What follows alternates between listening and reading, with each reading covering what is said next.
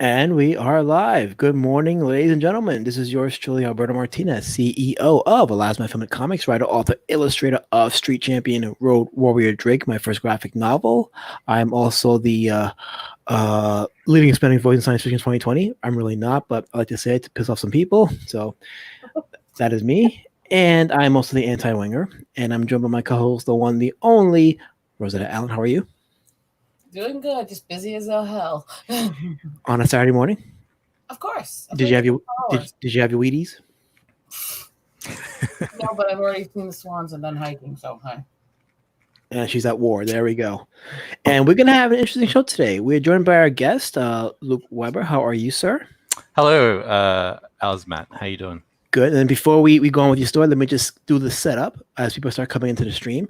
So, as of yesterday, and hail Art City Comics. Yes, Adam's with us right now. Hail. So at about 3:30 yesterday, I was still working and I was still doing my book and multitasking, and then I realized, shit, I didn't plan for the show this morning. And I was like, okay, who needs a book that has to get promoted? So I was about to look online, and then I stumbled across the picture of Black Cat, the one that's circulating around on Twitter right now. And I said, oh, you know what? Let me do a show on how some of our favorite female characters, the ones that look like females, are currently being turned into weirder looking woke icons, whatever. So I said, okay, let me do that. So I worked on the thumbnail, and so I got the thumbnail, and then I said, okay, yeah, that'll work.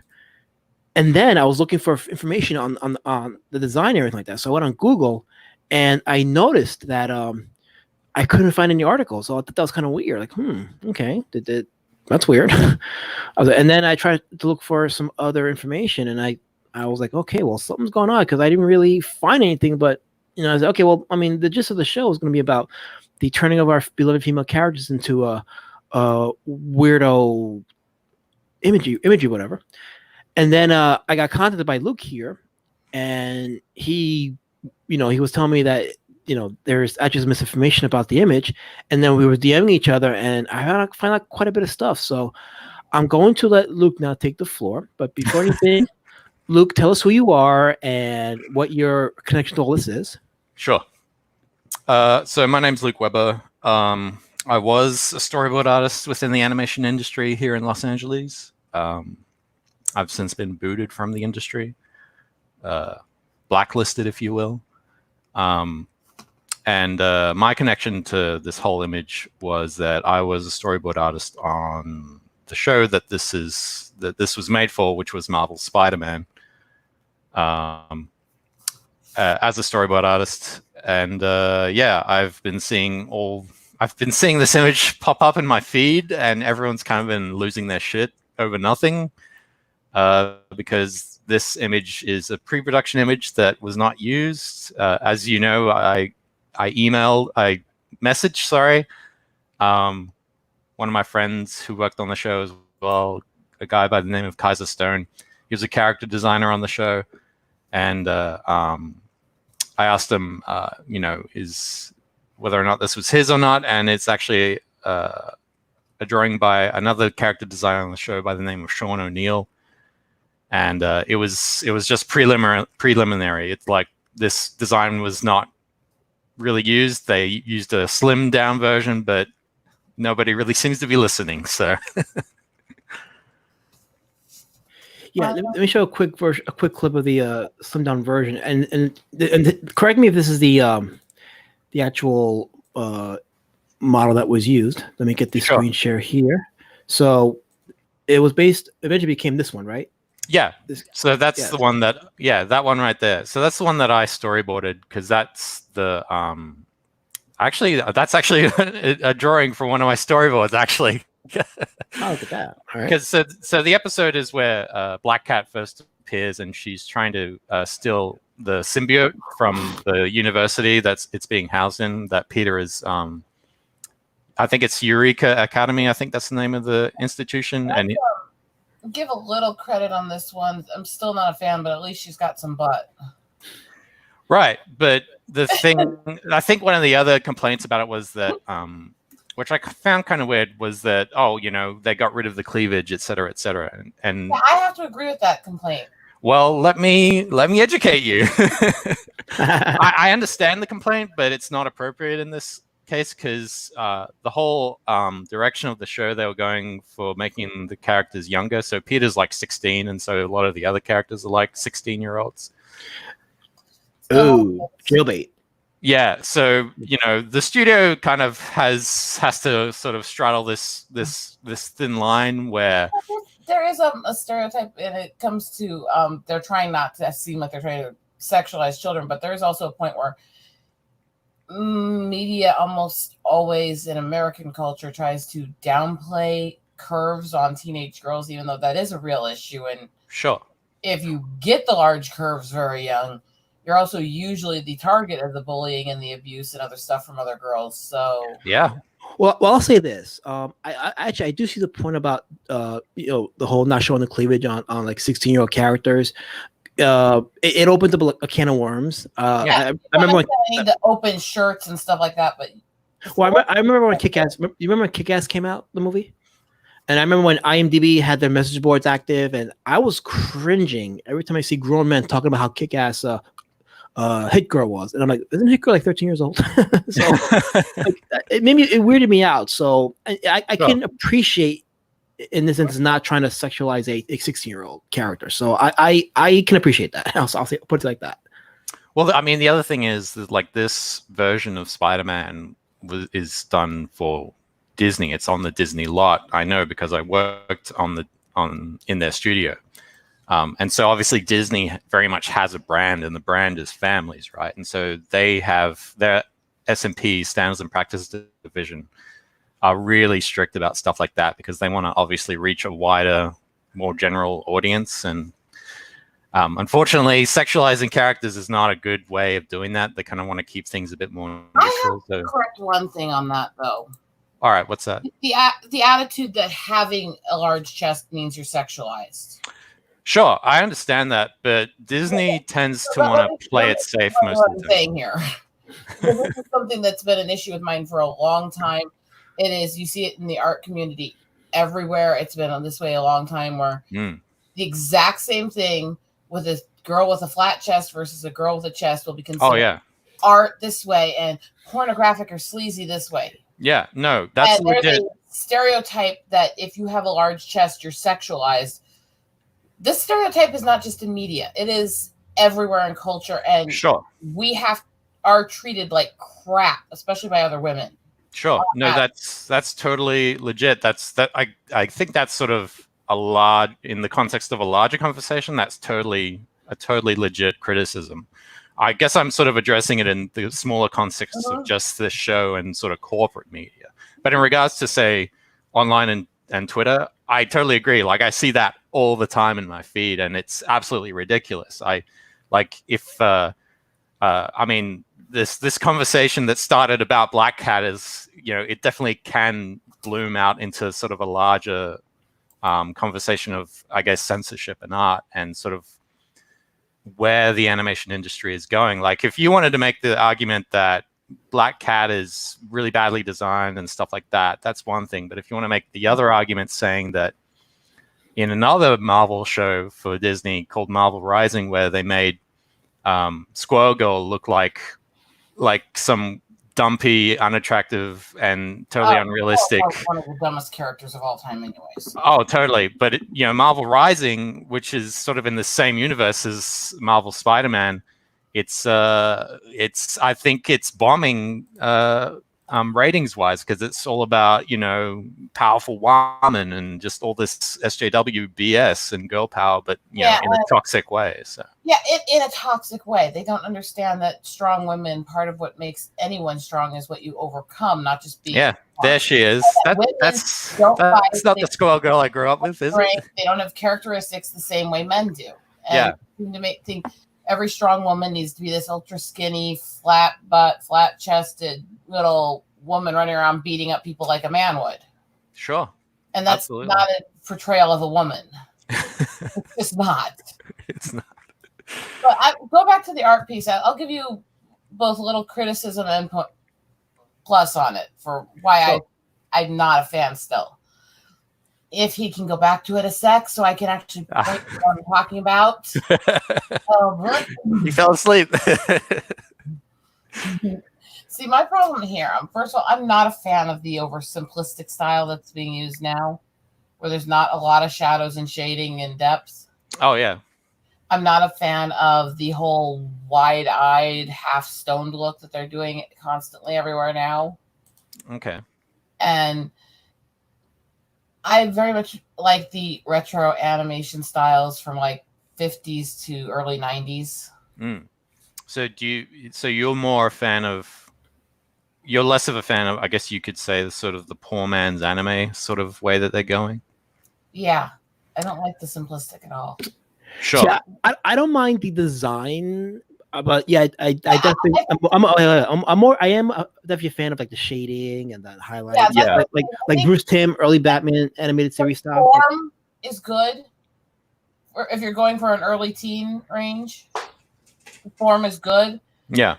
But there's so little shadowing, you can't even see where the front of the shirt actually is at all. Yeah, no. Where the body parts are, and that to me is a problem. No, I can definitely address that as well. So you're talking about lighting and sort of, I guess, grounding the character in the sort of background that they're placed upon, right? That's a legit criticism. I believe lighting and sort of shadow is I guess the last sort of, extra little polish that you need to put on everything to sort of make the character present there. In some cases, obviously if there's ambient lighting, then obviously there's going to be very little shadows cast. But the other thing you got to keep in mind is with Marvel Spider-Man, like we did not have a very big budget when we were making this show. So some things had to get cut. And unfortunately, shadow was one of them, which I did not think was a good idea. Because if you freeze some frames, there are some shots where the characters just cast no shadows on the ground, and so it just looks like they're floating in the shot.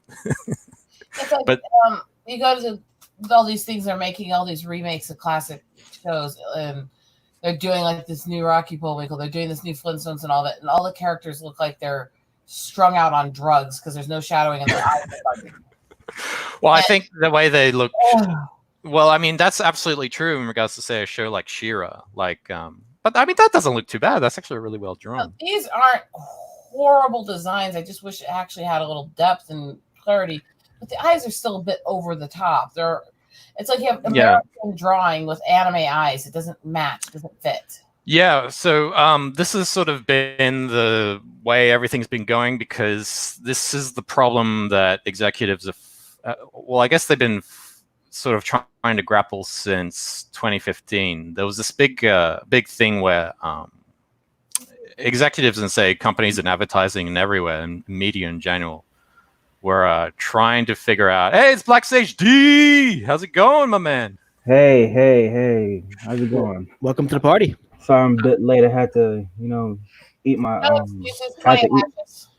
Lucky Charms. Had to eat my Lucky Charms before I get started for the day. What's up? No, it's just 20 lashes.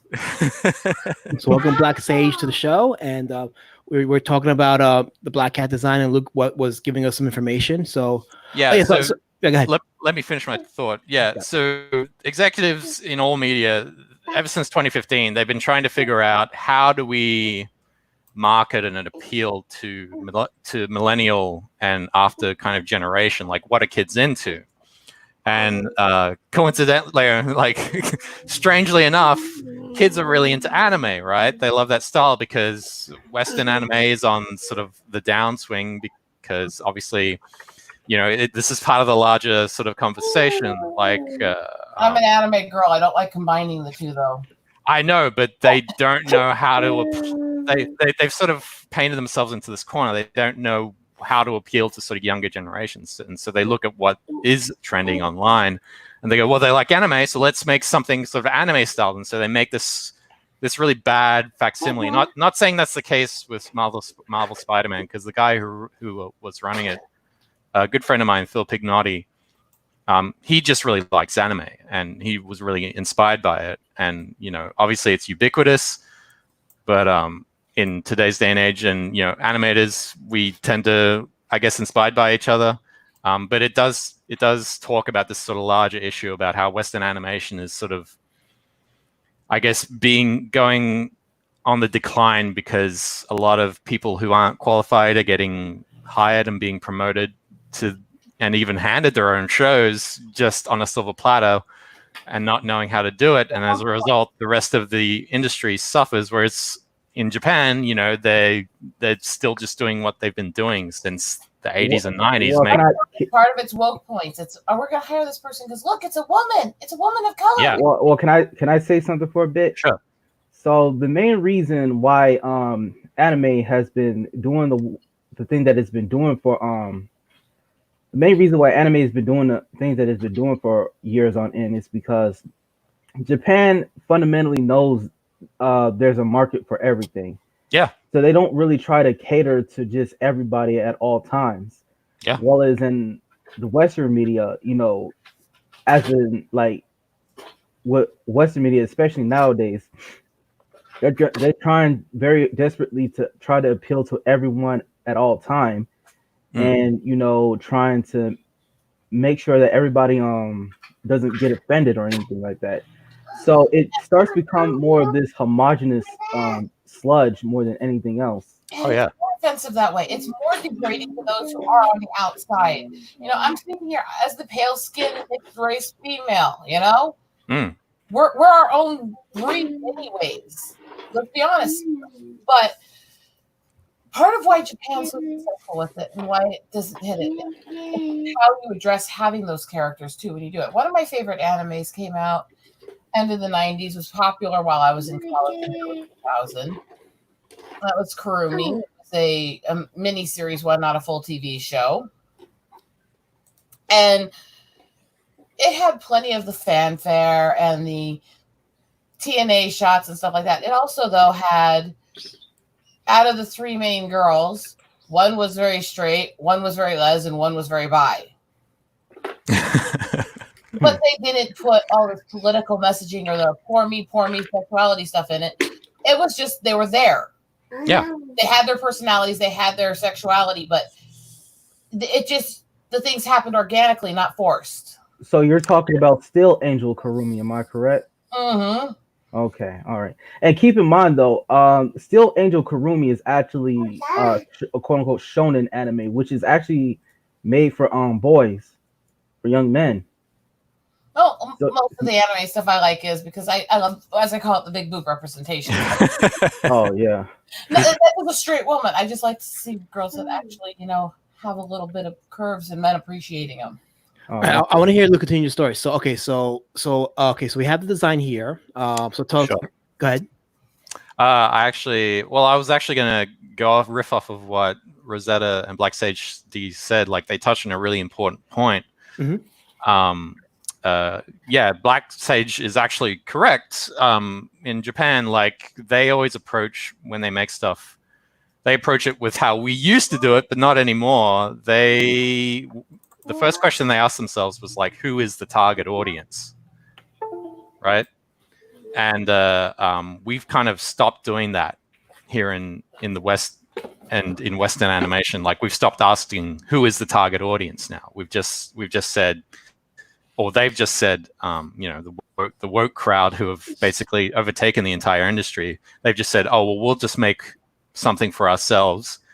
And if you guys don't like it, well, suck it. You just have to eat this slop anyway. Like, you know, they're thinking backwards. They're not thinking the target audience. They're thinking, okay, who's the target audience? Them? Okay, we don't want them. We want everybody else. Well, that's the thing. When you think about the target audience first, you're thinking about how you're going to market it, how are you going to sort of like gear it towards them. I mean, like when Phil Pignotti was doing Marvel Spider-Man, he was like, okay, well, who's the target audience?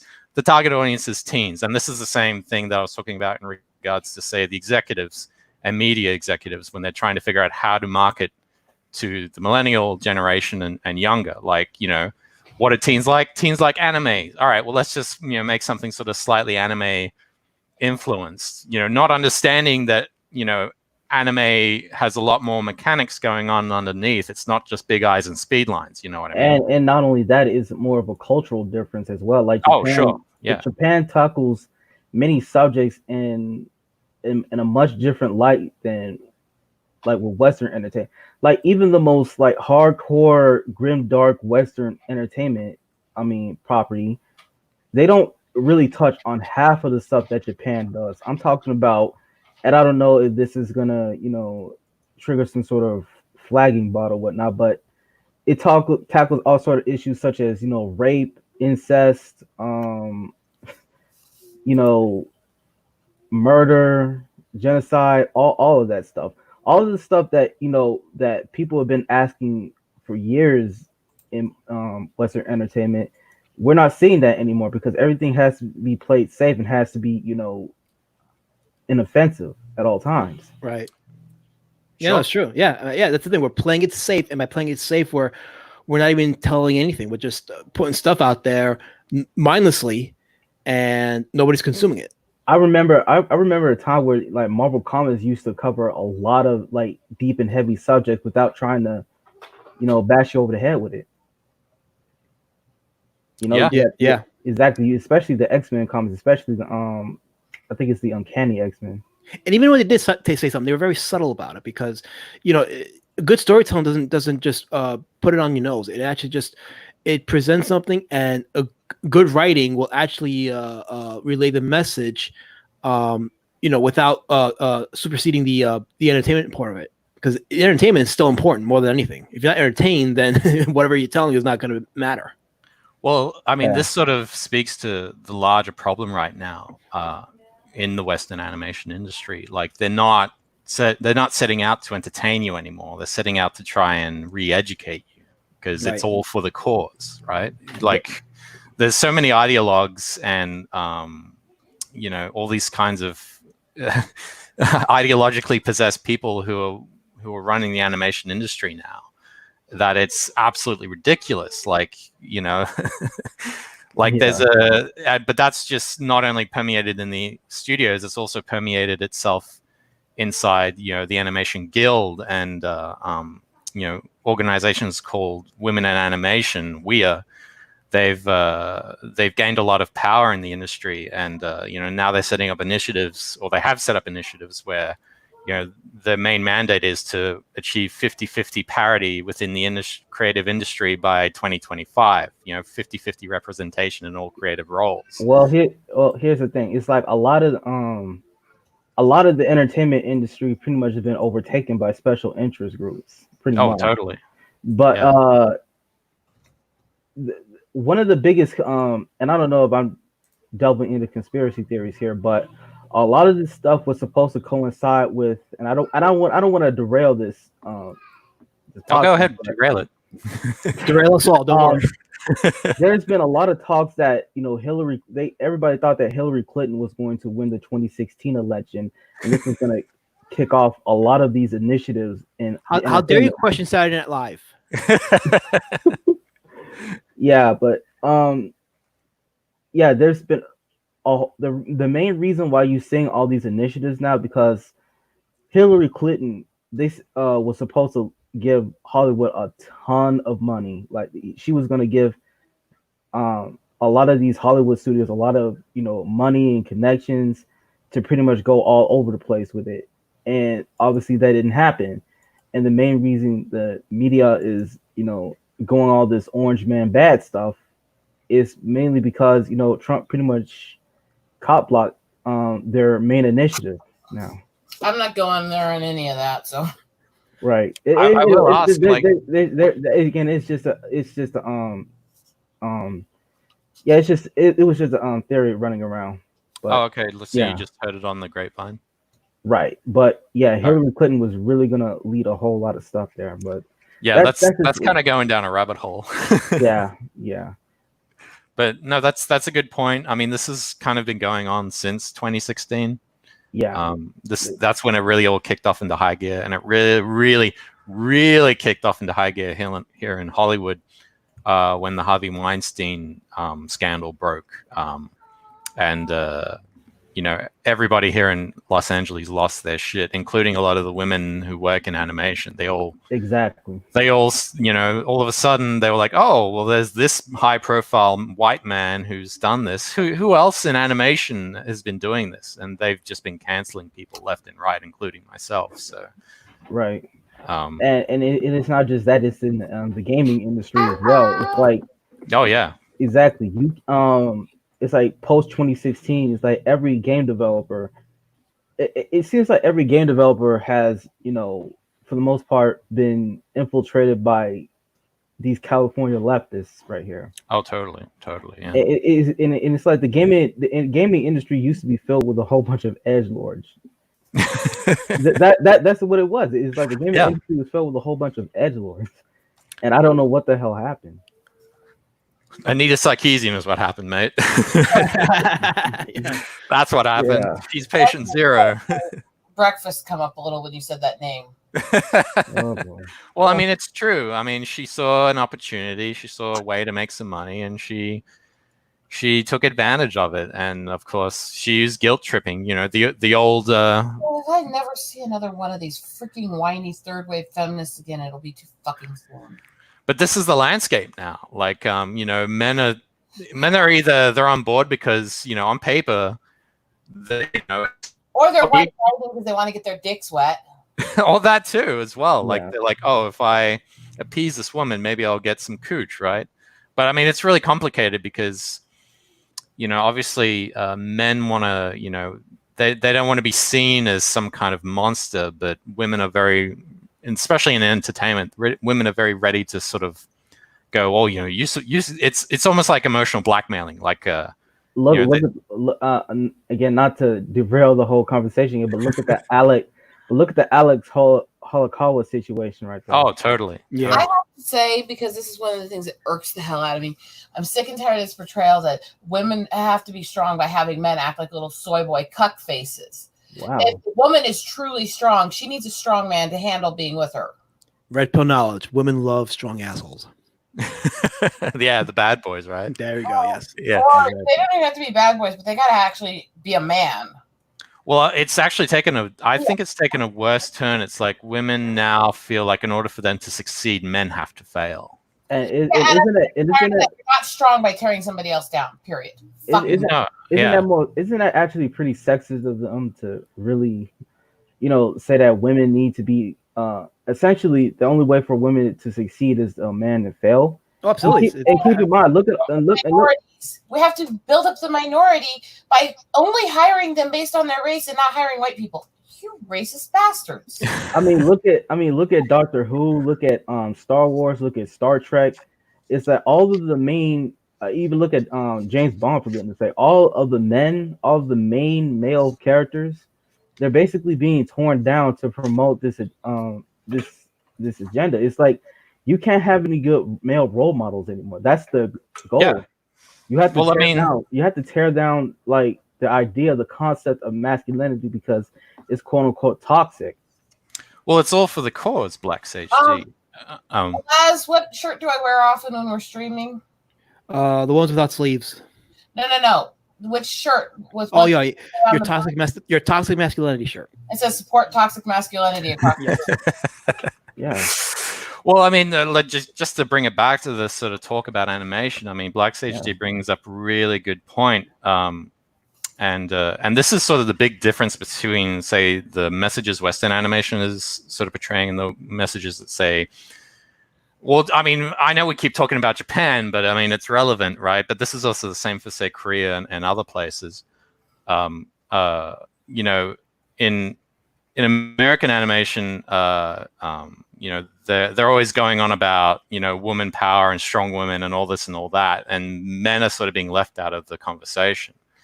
And in a lot of ways, they're even sort of being portrayed as idiots and dolts and completely ineffectual, which I think is really negative. But you look at, in the 60s with the cartoon era, they started portraying husbands, fathers, and men as idiotic.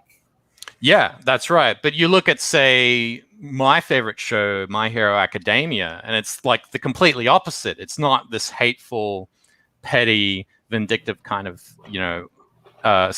messaging or atmosphere. It's like it's really quite positive for anyone who wants to sort of take it on board. Like My Hero Academia asks the question, like, or puts forth the argument, like, you too, you can be a hero. You can be someone who can contribute positively to society if you work hard and you study hard and you try and do the right thing, which is like completely night and day if you look at, say, something that's made at, say, Cartoon Network or Warner Brothers or any of these other places that I used to work at. So. I don't know if you guys ever heard of this series called Toho.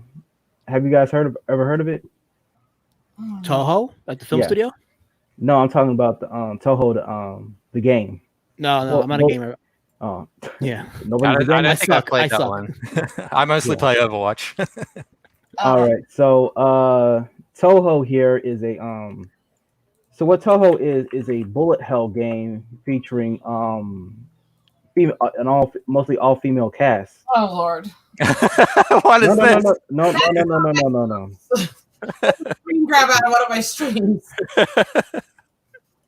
Sorry, keep going, Blackstage. Okay, so hold on, I'm gonna send you a Twitter link if that's okay. Yeah, that's fine. So it's pretty much a game that's filled with it's pretty much a bullet hell game that has a majority all female cast. Is it Toho Luna Lights? Is that the name of it? Lunar Lights. No, I think that's a fan game you're talking about here. Okay. And the creator is pretty much been known to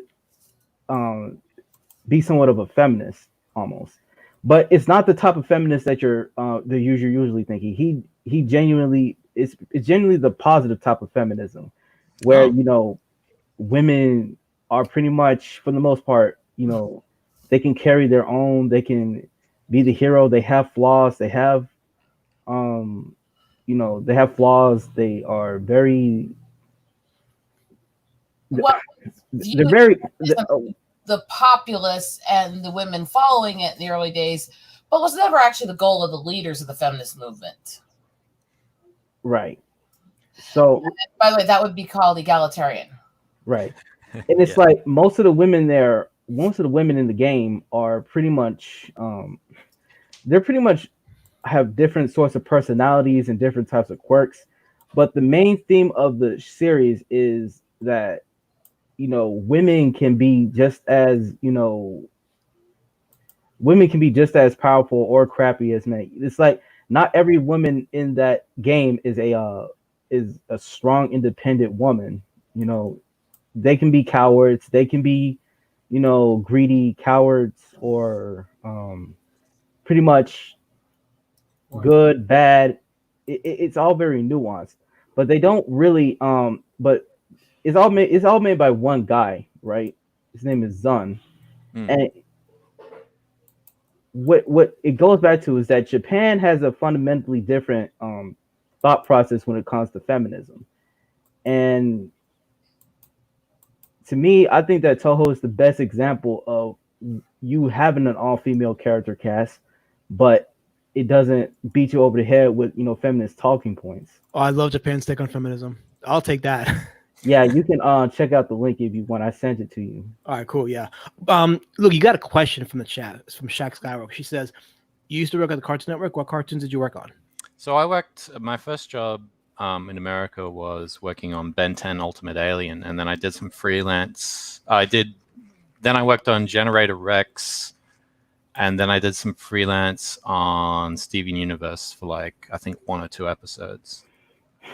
Oh my God. Oh man. Support toxic masculinity. Yeah, why not? Let's do it. So I'm sorry, go ahead, Luke. So yeah, that's what I worked on. Yeah, so this tweet that we're looking at right now. So when you and I were DMing, we were trying to find the source of that image, that Black Cat image, and then I showed you this tweet, which was it shows a pre-production model sheet of Black Cat from the Marvel Spider-Man show. So you saw this and you had some thoughts on that.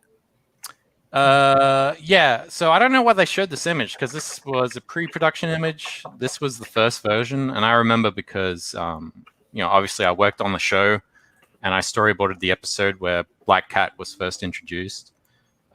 So when I saw this, I was like, why is everyone losing their shit over this? Like, this wasn't what was used. I don't know who this person is, Earth TRN 633. I don't know where he got this image from. Like, I guess somebody, maybe he worked on the show or something.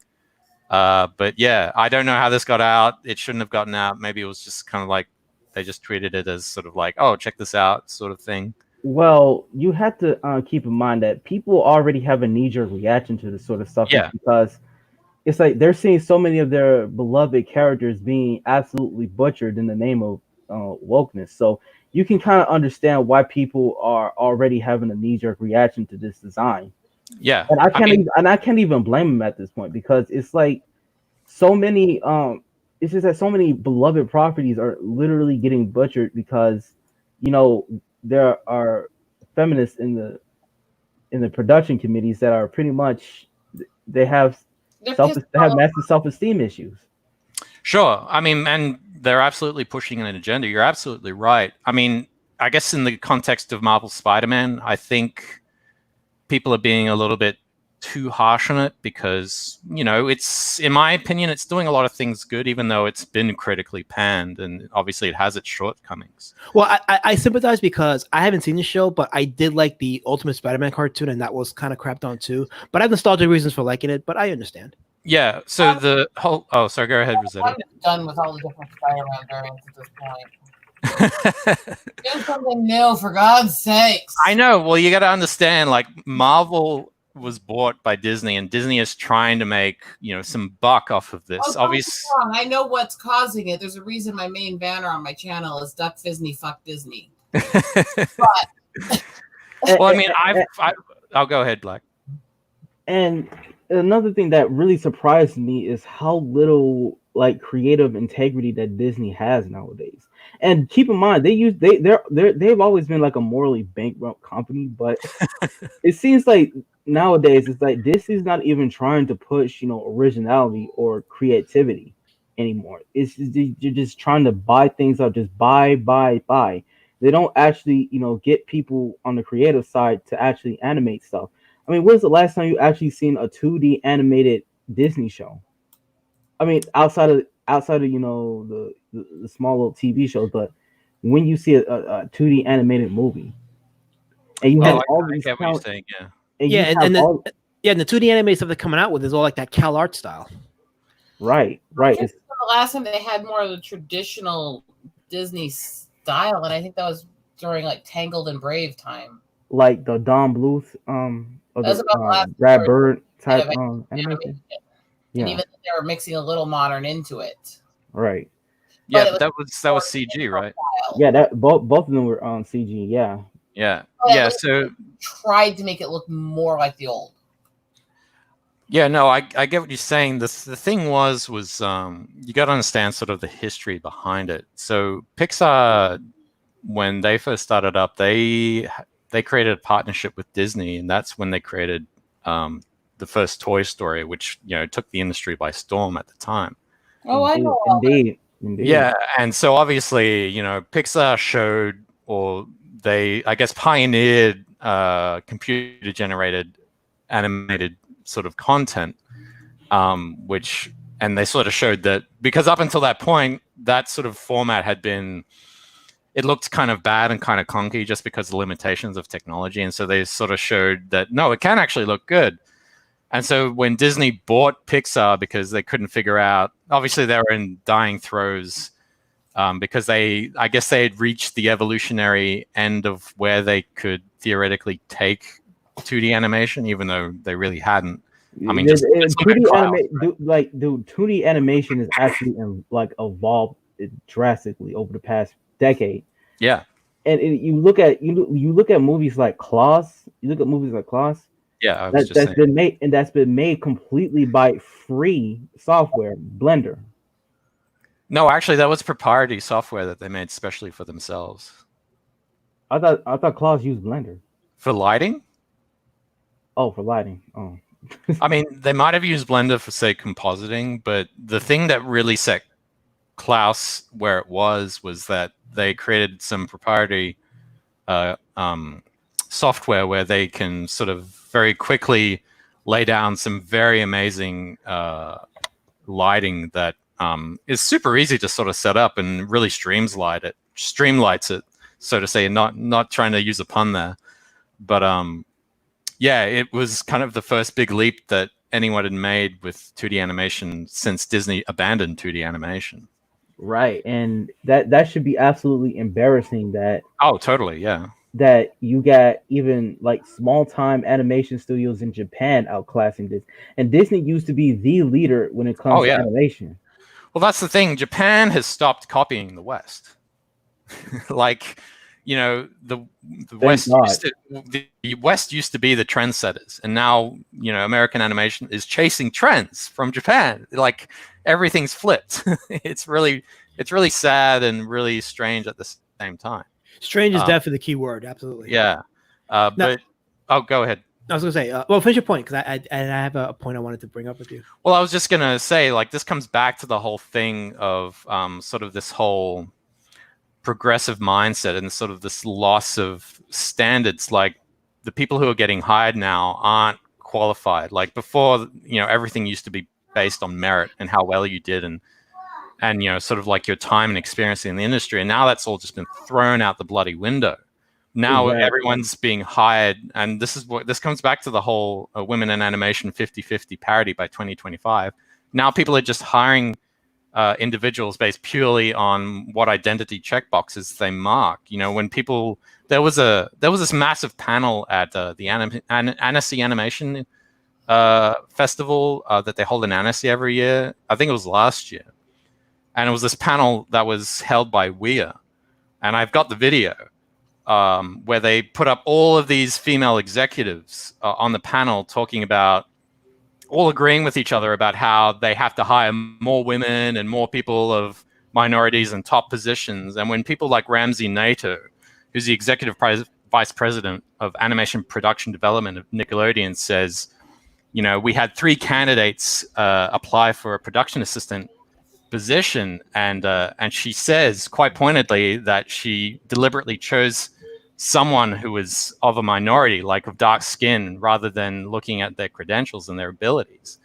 Then that's really quite telling. That's really quite distressing, because they're kind of embracing discrimination, but it's all in the guise of inclusivity. It's really insane. I'm pretty sure that's illegal somewhere. Oh, totally. That's totally illegal. But they all sat up there.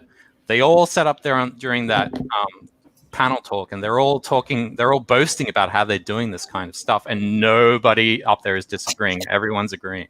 So I will flat out say it. If I ever found out somebody would look at me and say they're hiring me because you're a woman or because you have the tribal membership or stuff like that, I fucking punch them in the face. Well, all this brings me to the point I wanted to ask Luke, which was, you had mentioned that you was pushed out. Yeah. What was your question?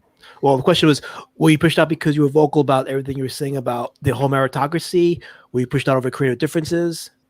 I was pushed out because after the Harvey Weinstein scandal broke at the end of 2017, there was this group, there was this open letter written by members of Weir and basically the majority of the women who work in animation, basically demanding that all of the studios stop sexual harassment and assault within their walls, right? And they all signed it, and they all distributed it to all the different studios, which was absolutely ridiculous, because studios like Nickelodeon already do background checks for every new hire that they... And not only that, it's like HR, pretty much, HR is there for a reason. True, but they've taken over HR, and so women sexually harass coworkers too, and they never hear about that. Well, let me finish my story. So they distributed this letter to all the studios. It was absolutely ridiculous. You can find this letter online. Just look at female animators open letter, et cetera, et cetera. BuzzFeed was the first place to break that story. And when they did that, they also, behind the scenes through back channels, they created sort of this blacklist of not only some powerful men who have abused their positions, which fair enough, but they also included names of people that they didn't like on there, and that range from anyone who was a jerk to them in the past, maybe they had a bad date with them, and also to people who are good at their jobs that they obviously couldn't compete with. And obviously they wouldn't admit that. They'd just be like, well, this person's a bad person. And so I found out that my name was somehow on that list, either because I banged too much puss or I don't fucking know, dude. Like, I've never seen this list. I've only heard it through the grapevine.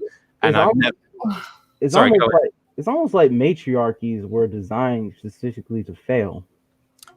I mean, you could say that, because it's the other thing I've noticed is like a lot of these kinds of women, their only real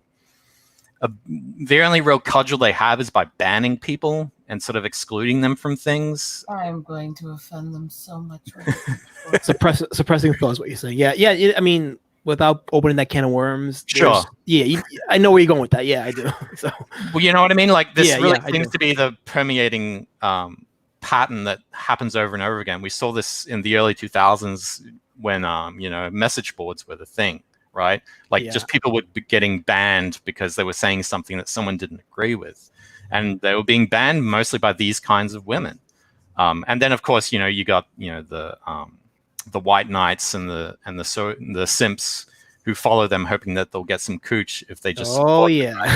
That's very true. So it's a lot to unpack. It's really complex. But that's the other thing. Like, the animation industry is filled to the brim with fucking simps who are more than happy to see these women destroy this industry. I just don't understand how like any man could just sit by and just let that happen. I'm sure that the industry isn't full of simps. I just don't know. Like, no, it is. It's full of these people. I mean, obviously there's a mix. There's because that age-old saying, like, artists are really good at screwing themselves, right? Screwing themselves out of a good deal or screwing themselves over. However that saying goes is absolutely true in this case. Well, we live in a blue pill society. Hold on a second. I'll just hold on. We live in a blue pill society, so there's a lot of men. We're surrounded by men that have this mindset that if you follow the woman and placate her, you'll get into her pants, and they end up being frustrated because that's never the case. So they're always chasing, never fulfilling. And then what happens is they become the rapists, they become the stalkers, they become whatever the case is. They're always the ones that send me rape threats or go after me exactly and stuff. It's always the male feminists. Well, yeah, I mean, but that's the same with that's the same allegory for anyone, say, on the right. The priest or the politician who speaks out about homosexuality, and then some scandal happens where it turns out that same person has been found in bed with a man, right? Everyone, I see a lot of them, but right now the issue is becoming more prevalent on the left, although there are issues in both sides. Both sides for a reason. Well, let me say this. It's actually not even like on the party lines, because it's human nature. Like, you can take anybody, blue pill them, and then you get some degenerate. Absolutely. Well, I mean, that's the other thing. Like, the men who virtue signal the most about this are usually the wolves in sheep's clothing. Oh yeah, and that's people like Alex Hirsch, people like Ian Jones-Cordy, which I'd heard on the grapevine that he actually had gotten fired from his own show, OKKO, because some women complained that he had been sexually harassing them, and the reason behind that was that he apparently, quote unquote, looked at them strangely when his wife wasn't around. Yeah, and if you notice in the media, and that when they report on this stuff, they never use the word rape; they use sexual assault, because it covers a wide range of things. Like, example, looking at a woman the wrong way. Yeah. Well, I mean, that's sort of now it's gotten so ridiculous now. I mean, if you live by the sword, you die by the sword. Oh, absolutely. But I mean, this doesn't even extend to sort of those studios. Like, in Netflix, like, there was that thing a little while back where they were saying, it got leaked that there was some mandate in their studios where you can't make eye contact for more than 5 seconds, right? Because anything beyond 5 seconds is seen as some kind of sexual assault. Wow, yeah. Point out the ridiculousness of when they make everything sexual assault and rape, when they make everything racism, when they make everything sexism. Let's talk about the people who've actually really been through this shit and what. Sure. Because nobody listens to. I have been through shit nobody will listen to anymore, because everyone assumes it's a lie if a woman says this stuff now. Yeah, well, that's the thing. They've made it. This is the boy that cried wolf conundrum. Like they've made it so extreme now and placed men under so much scrutiny that it's like, the actual anyone who actually has experienced it, I'm sure, like yourself, Rosetta. Mm-hmm. All of a sudden, like it just becomes white noise. Like no, people just tune it out now. Those feminists that tell me that you just don't understand what it's like to be a victim, and it's like, do you realize I've had 3 different people that right? I beat their asses, but it's happened. So no, it's not that. It's that I don't blame everyone for what happened. Here's the thing: mixed race. My mom, very, very Irish white. My dad, Native. My mom's the one who's lived on the res. Dad hasn't. My mom was violently assaulted as a teen for being white on the res. Oh, yeah, there you go. She's married a Native man. But it's not relevant to them, Rosetta. So they'd just be like, well, that's not my experience, so it doesn't count, right? Like, I just need you to listen to my experience because that's what's going to get me to climb that ladder quicker. Much. If I get my book out, if I raise these funds, I'm going to defend them so fucking Do it. I'm going to tell them just how not feminist tribal culture actually is, despite how much they try to portray natives as this weird feminist crap. Yeah. So look, what do you think happened once that design came out with the black cat design? What do you think happened that ended up being taking us to where we're at right now? So I think in regards to the black cat thing, this is sort of just I feel like sort of quote unquote our side. We're sort of falling into the same trap that the people on the left have been in sort of for a while now. Everyone just kind of like saw it, had a knee-jerk reaction, and didn't really bother to sort of like check up. And I understand that, like that's the internet. But just looking at my feed, people, it's this really weird new phenomenon where people just kind of like see something and make a judgment call, not understanding, I guess, sort of the backstory. And that sort of makes sense because people have lives. Right now, everyone's just trying to survive just because everything that's going on. But we're kind of falling into this outrage, knee-jerk sort of trap that sort of SJWs do every day. And I think maybe we just need to take a moment, take a breath, sort of step back and just understand that not everything is as it seems. Right. In other words, take a step back and just because, like I did yesterday when I was doing research for the show, I was looking up information on the design. I couldn't find anything. And I was like, wait a minute. Maybe I had to tell you. I had to show you those messages, right? Yeah. So I was like, wow, you know what? There is this knee-jerk reaction to, and part of it is because we've been called isophobes for like years. Oh yeah. That it's become a thing now. It's like, okay, something comes out, we got to comment on it. Okay, well, it's like A happens, so cause and effect, A then B. So. Yeah, but I mean, I understand why, because, so far up until this point, like everything that's been happening in the animation industry has sort of led to this moment. Like, we got shows like She-Ra, which is total hot garbage, right? And yet it's not even hot. It's just garbage. Well, I mean, it's a perfect case study because Noelle, I think there was a tweet Noelle did a while ago when they wrapped everything up where she was like, oh, great work, team. You done good. And everyone's just like, no, you didn't done good at all. You did really badly. But they're in this sort of strange delusional bubble where they think, they've scored one for the team. They furthered the cause, and that's all that matters. Doesn't matter that the show was critically panned and wasn't very well. Well, everything's an echo chamber to them. It's like here's the thing. It's like money is not the object for this. If it was, a lot of these people would have fired a long time ago. Well, that's the other problem. What it is hold on. Sorry. Yeah, go ahead. What it is that these people solely exist to get people off. They get off on get people angry. That's their currency, pretty much. It's like these people already have money, believe it or not. These people already come from very well off families. So it's like when something fails, they fail upwards. They fail upwards because these same types of people, they hire each other, and it's like nobody's putting them into accountability. It's like see with Star Wars here, I'll give a perfect example. Sure. The people who have been in charge of that franchise should have been fired the moment the last Skywalker dropped. They should have been absolutely fired because the hatred of that sequel trilogy will be felt for many years to come. Oh yeah. That pretty much did irreparable damage to the Star Wars brand.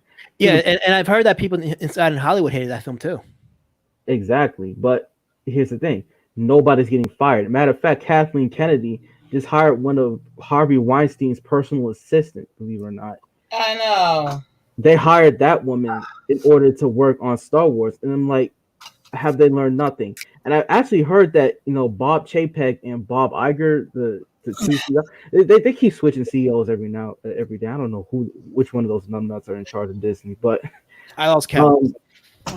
Yeah. It's like I was gonna say, I heard that both of them are actually pretty. I have a point to make about that because Disney always claims they're so about diversity, they're so about making sure everyone's included, all that. Then why are they sticking so many strobes in all their movies, which makes about 70 million Americans unable to watch them because of epilepsy, light sensitivity, and other issues? It's a way of dazzling them. It's dazzling the masses. But my point is that's a hypocrisy because they're not about everyone being included. They're keeping and let's not forget that they had to censor that gay kiss for many other countries around the world. Jazzy. No, I mean that's a very good point. And this also applies to animation as well. I mean, a lot of executives in Hollywood. I mean, I'm kind of giving them credit when I really shouldn't because they're acting like cowards. In a way, like Bob Iger is he's a great example, and this is true with animation executives as well. They're sort of placed between a rock and a hard place. So Steven Universe is a great example of this. Steven Universe is an absolutely terrible show, and yet that thing got 6 seasons and a movie, right? And an epilogue series. And an epilogue series. And so sort of I don't have any hard evidence for this. This is all my kind of speculation. But Steven Universe... Oh, you having trouble with the cat, though? Sorry. She knows what she wants. So, when Steven Universe first came up, the first season aired and it had potential and it had good ratings. And then around season 2, the ratings started to drop. And so the executives were in a bind because, on one hand, if they canceled the show and fired the first female showrunner, Rebecca Sugar, then they were going to get some bad press and some bad blowback as a result. And so they didn't want that. And so they kind of cooked the books and they started to create the Steven bombs. So on paper, it would look like the ratings were good. Because if you don't know what the Steven bombs were, it was basically they rescheduled it so there would be like months and months where there was no Steven Universe. And then there would be like 1 week within, say, 3 months. Or at the end of 3 months where they would just air new episodes back to back every day. And so because in a way they had sort of artificially created this this anticipation, the week that Steven Universe would air, the ratings would spike. And so they could go to the bosses and say, oh, look, Steven Universe, every time we air it, the ratings go up. When really that wasn't the case. They were just kind of like doing this amazing little sleight of hand. So on paper, it would look like Steven Universe was still popular, and so they wouldn't have to cancel it. Wait, Disney fudging the numbers? I don't believe that. No, not Disney, Cartoon Network. Cartoon Network fudging numbers? That's no, I don't believe that. They did the same thing with Teen Titans Go. And here's another thing, too. Teen Titans Go went the exact same route as, the She-Ra and the Black Cat and the Teen Titans, what's it called? The Thundercats War Trash, whatever. Yeah. They did the same route by, mocking and insulting the original fans of not even the show, but the comic books as well. Oh, well, we'll get to that in a minute. I'm talking more about executives right now, Black Sage. Yeah, but that's that kind of leads into that point as well. It does. We're getting there. We're getting there. You're getting ahead of me. That's very good of you.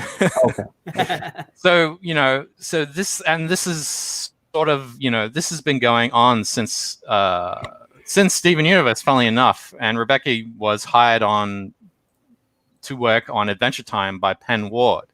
And that's a whole other can of worms. But this is sort of the thing I've been talking about since 2018. And guys like Yellow Flash, they've sort of been touching on it, but they're really they really don't seem interested in sort of this thing, because animation is obviously something that a lot of children, a lot of kids consume this, and then the next generation, and a lot of animation that comes out of Los Angeles gets distributed all over the world, even though it's kind of seen as a low tier medium, even though right now, because all live action stuff has been put on hold because of the pandemic, like animation here in Los Angeles is kind of in the strange bubble. It's still chugging along. I would like to think that now guys like Yellow Flash are going to be talking about this. I would like that he would come and talk to me about this, because this is a really big issue. We're starting to see it now with Thundercats Raw, Black Sage, and shows like Cheetara. Like, these people really are in this bubble that they don't want it to break. Ever since 2016, the bubble burst, and so since then they've been rebuilding it. And part of that, I guess, symptom, so to say, is that they don't want any kind of criticism. They think that they're above criticism if they approach their media in this way of sort of like showing that they're virtuous and they're good. It's postmodernist thinking. They take everything. Oh, totally. Yeah. They take everything that is traditionally beautiful or traditionally appealing, and they start butchering it to fit their world views, and they think that's high art. But that goes against what. It's almost a subversion of what Hollywood was originally supposed to set out to do when they were doing all these reboots. Because the point of reboots was, and the most high-profile case is, of course, Star Wars. Like Star Wars and She-Ra, right? They have this install base of a fan base, right? People who grew up with it, people who still remember it, right? It's the nostalgia bucks. And the whole point of doing reboots is, one, you're supposed to access that now older generation who have disposable income, but also try and get in new viewers who are usually their kids, and they can introduce it to both. Sorry, say that again. You're trying to appeal to both. That's both. It's capitalism here, baby. Right. Yeah, and that's what they're supposed to do, but somehow the ideologues have completely forgotten that in their communist postmodernist thinking, and they've gone, well, we don't need this old install base. We don't need that money. We'll just make it how we want and sort of like piggyback on this franchise. And they've completely screwed it up. Well, that's communism for you, man. Yeah, that totally is. And that's what's going on in animation with the 50-50 parity. That's communism in a nutshell, and it's totally discriminatory. I'm sure it goes against some kind of state or federal law about discrimination. Well, I'm pretty sure that the money men are just now waking up and realizing that you can't be hiring these lunatics anymore.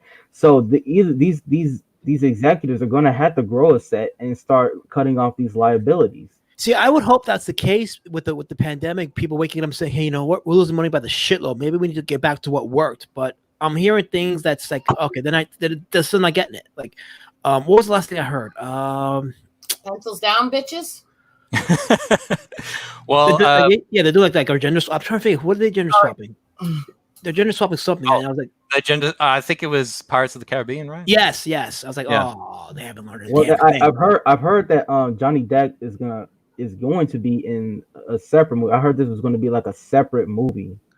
So it's not quite Ghostbusters 2016. Right. So I heard that Johnny Depp was going to be in Pirates of the Caribbean 6, but that gender swap version was going to be his own little offshoot thing or whatever. That's what I'm hearing. He's still on. But they're still making that all-female version, right? And then that all-female Star Wars series, which I heard that Bob Iger was not happy about. No, they were not happy about that. A couple sandwich wenches in there making some fucking food. Sorry, what? So I didn't catch it. All female series. Can we at least have a couple sandwich wenches in there making us some food? They're just sitting in the kitchen going, "I'm making you a sandwich. You're happy that's now." That's a superpower. Yeah. But I mean, like, that's the definition. I would like to say that that's the definition of insanity, right? Doing the same thing over and over again and expecting a different result every time. Yeah. But these people aren't saying they're unhinged. Absolutely.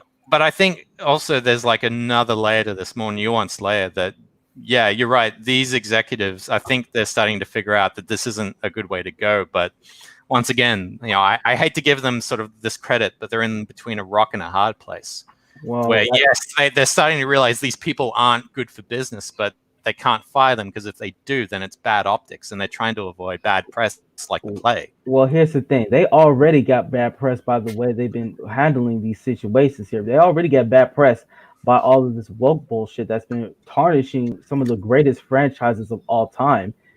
And at some point, these people are going to have to grow a set and start cutting off liabilities. I grow a set. I know, but the thing is, these people are so. Yeah, I know. They're like a normal person like you and I, we'd sort of quit while we're ahead, right? We'd go, okay, yeah, this isn't working. We got to stop this now before any more damage is done. But these executives, they play their little political games, and they're like, yeah, I know I got to get rid of them, but right now isn't a good time, so I just kind of like got to bear with it. Like the damage of me firing them now is going to be more than say the damage that's going to happen if I do it later when things have died down, which is, I think, a pretty foolhardy and stupid thing to go about it. Like if you've got a limb that has cancer, you just got to cut it off because that thing's going to spread all the way up your arm and then move to the rest of your body, right? Yeah, and I heard that this is from a user named Doomcock. Oh yeah, that guy. I love that guy. I have heard that there's actually quite a bit of a civil war going on right now. Oh, totally, yeah, totally. Within Lucasfilm. That makes total sense because Jon Favreau and Kathleen Kennedy are going at each other. And what I would like to see it, and I heard that even George Lucas is trying to get back in to Star Wars. That's how bad it's gotten. I wish it got back in earlier. I mean, to be honestly, like I like the Mandalorian. It's good. It's not great, but I feel like the damage has already been done. So what can you do at this point?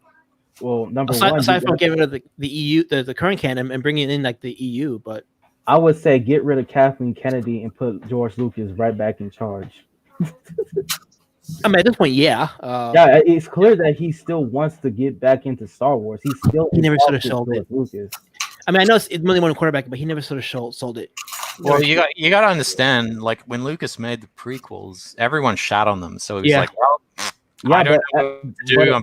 People don't like it, so fuck it, But here's the thing, though. Even the prequels, they've managed to actually, they still have some of the essence of Star Wars. There still was a solid story foundation within the prequels. I mean, that's what we're all saying now. Like, we're seeing it in a new light. Right. Back when they first came out, everybody hated the prequels. Back then, especially compared to the shit now. That's what I'm saying. Like, we're seeing them in a new light.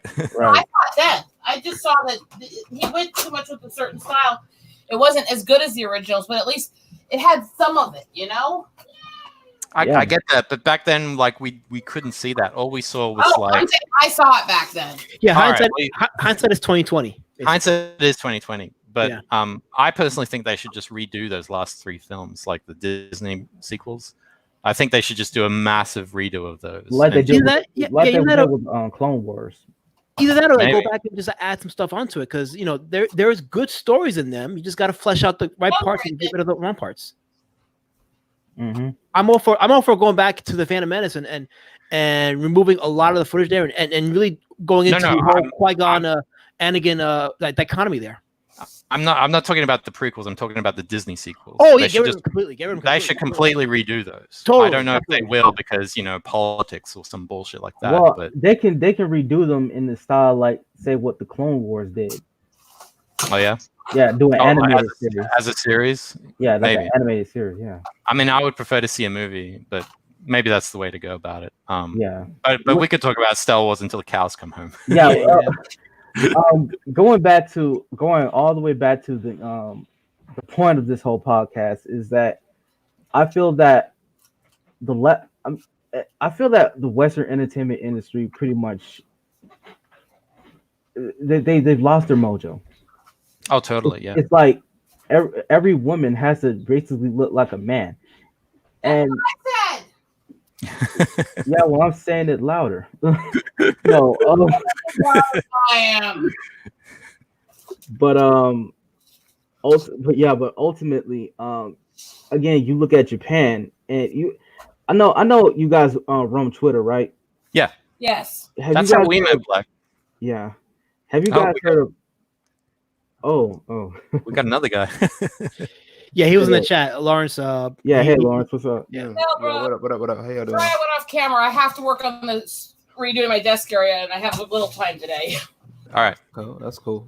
Sorry about that. I was over here. Let me mute everything. I had some other But stuff going too in the yeah, background. you guys ever heard of Fake Grand Order, right?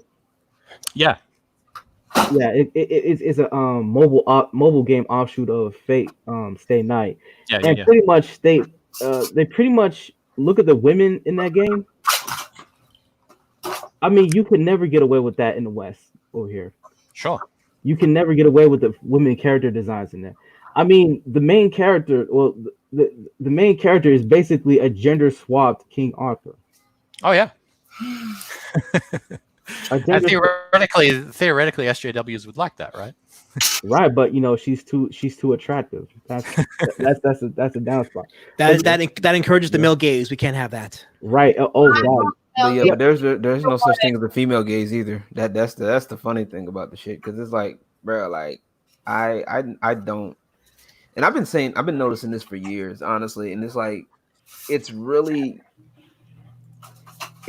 stupid to me, because like the walking hypocrisy is just straight up ridiculous. It's like, and you see it not just in art.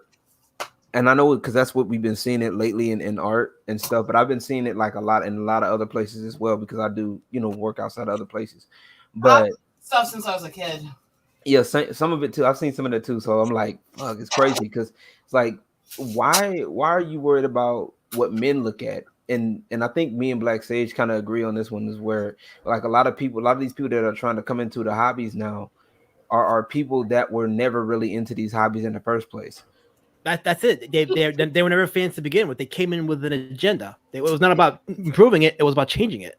Exactly. And it's like they see us, that they see people like us having fun, enjoying things, and they gotta squelch that shit. Yeah, exactly. They was like, oh well, we see these people having fun, and it's like, well, nah, y'all can't be having fun over here. We want to be inclusive. Like, I think, and I made a video about this last week. I think a live video on Twitter about it last week, talking about the illusion of inclusion.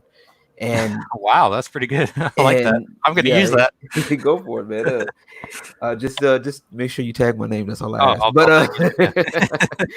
But no, and basically, I kind of, that's what I talked about it. It was just like how, in theory, it sounds great, to include people, but in actions, they do exactly the opposite. Like, there's nothing wrong with having an attractive woman in the video games, like, and there's nothing wrong with that. Like, as most of the fan base still to this day, I don't care what anybody says, most of the people that play video games are men, period. Look, the percentage of geek culture by over 75% has always been male. Yeah, exactly. Will be male.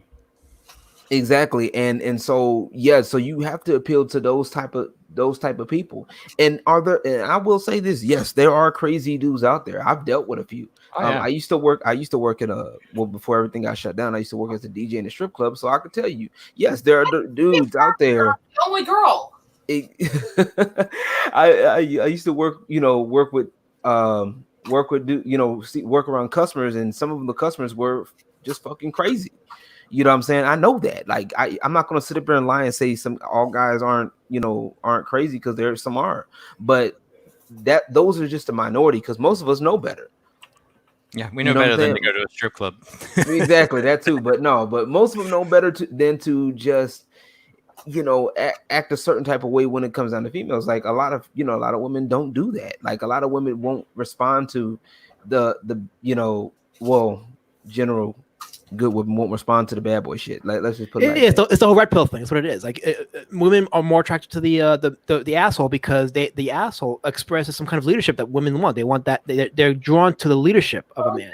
So the simp is the blue pill guy, is the one that the follower that's not attracted to a woman, because they don't see that as strong.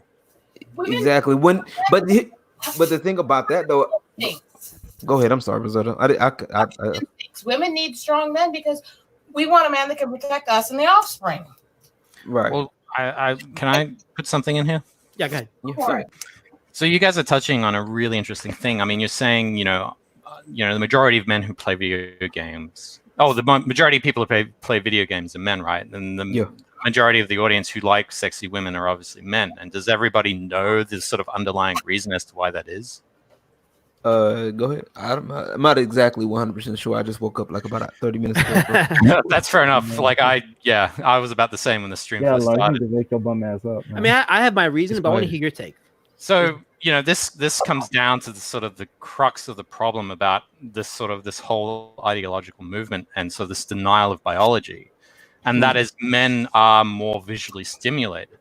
Exactly. Right? That's like exactly we're visual beings. Like that's just how we've evolved. And women are more about sort of how they feel. They're more about feelings, which is why men tend to consume a lot more porn, but women tend to consume a lot more romantic novels, right? And so this real lack. Also more often artistic visually. So this comes down to the whole men tend to systemize and women tend to empathize thing, right? Like people have done tests, like there have tests been done with newborn babies about this, right? And it's been proven empirically. But this comes down to the whole. I hadn't finished the thought.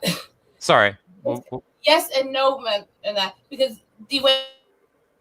Sorry, what? We absorb as a general is true. However, the way we communicate as a general is flipped. Really? Women tend to communicate artistic beauty. Well, yeah, but that comes back to what I've just said. Like, there's also a study done that, both men and women tend to compartmentalize the female body.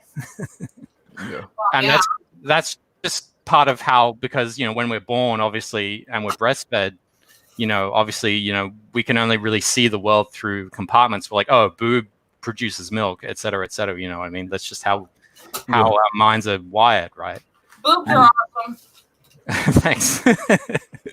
And so, but this comes back to, part of this red pilling and sort of like this lack of understanding of sort of these SJWs and this sort of biology denial. I mean, when you go around saying that,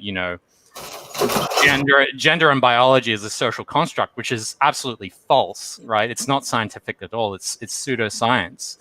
Then we start to fall into this trap where they're in denial of sort of like what men's nature are and what women's nature are, because if they think that there's no such thing as gender, then there's no such thing as differences between the genders, even though there is. But that's part of how we've evolved as a species. Sorry, what were you saying? I said, and then there's no such thing as reproduction and the species dies. Exactly, right? And so it all just, the whole thing just starts to fall apart because you've got all these people who are in denial of who we are as a species.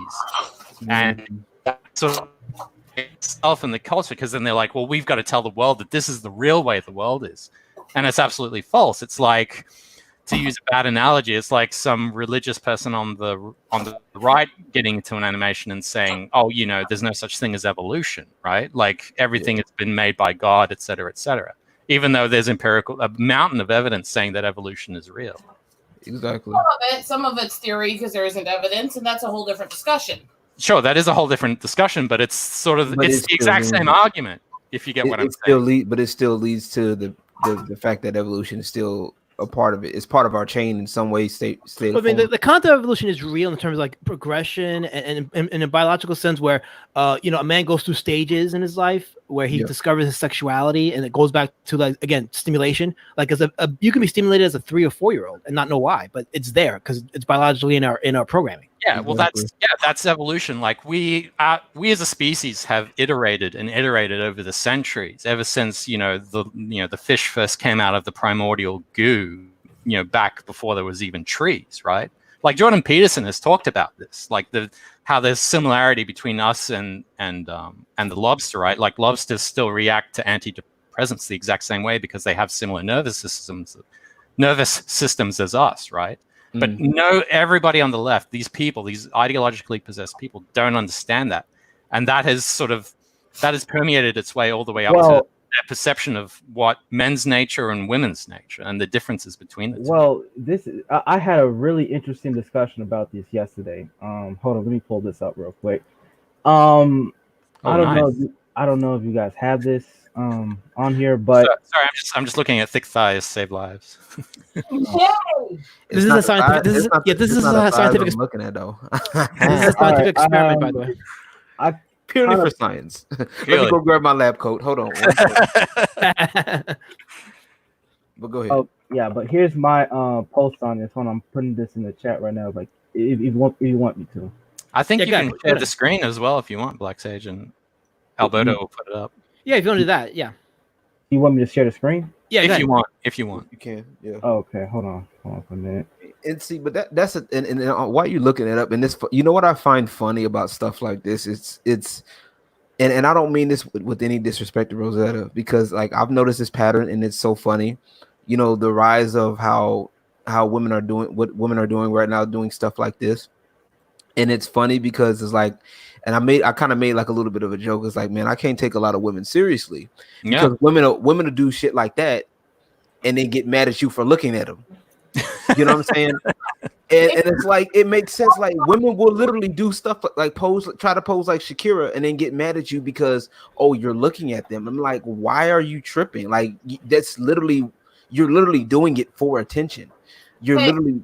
Okay, so how often do I tell people, go ahead and look at my boobs if I'm jiggling them? She's not subtle. I'll put it like that. all right. So here's a post that I put in yesterday. Yeah. Here's right here. I love how the concept of the female gaze isn't real, but the male gaze is.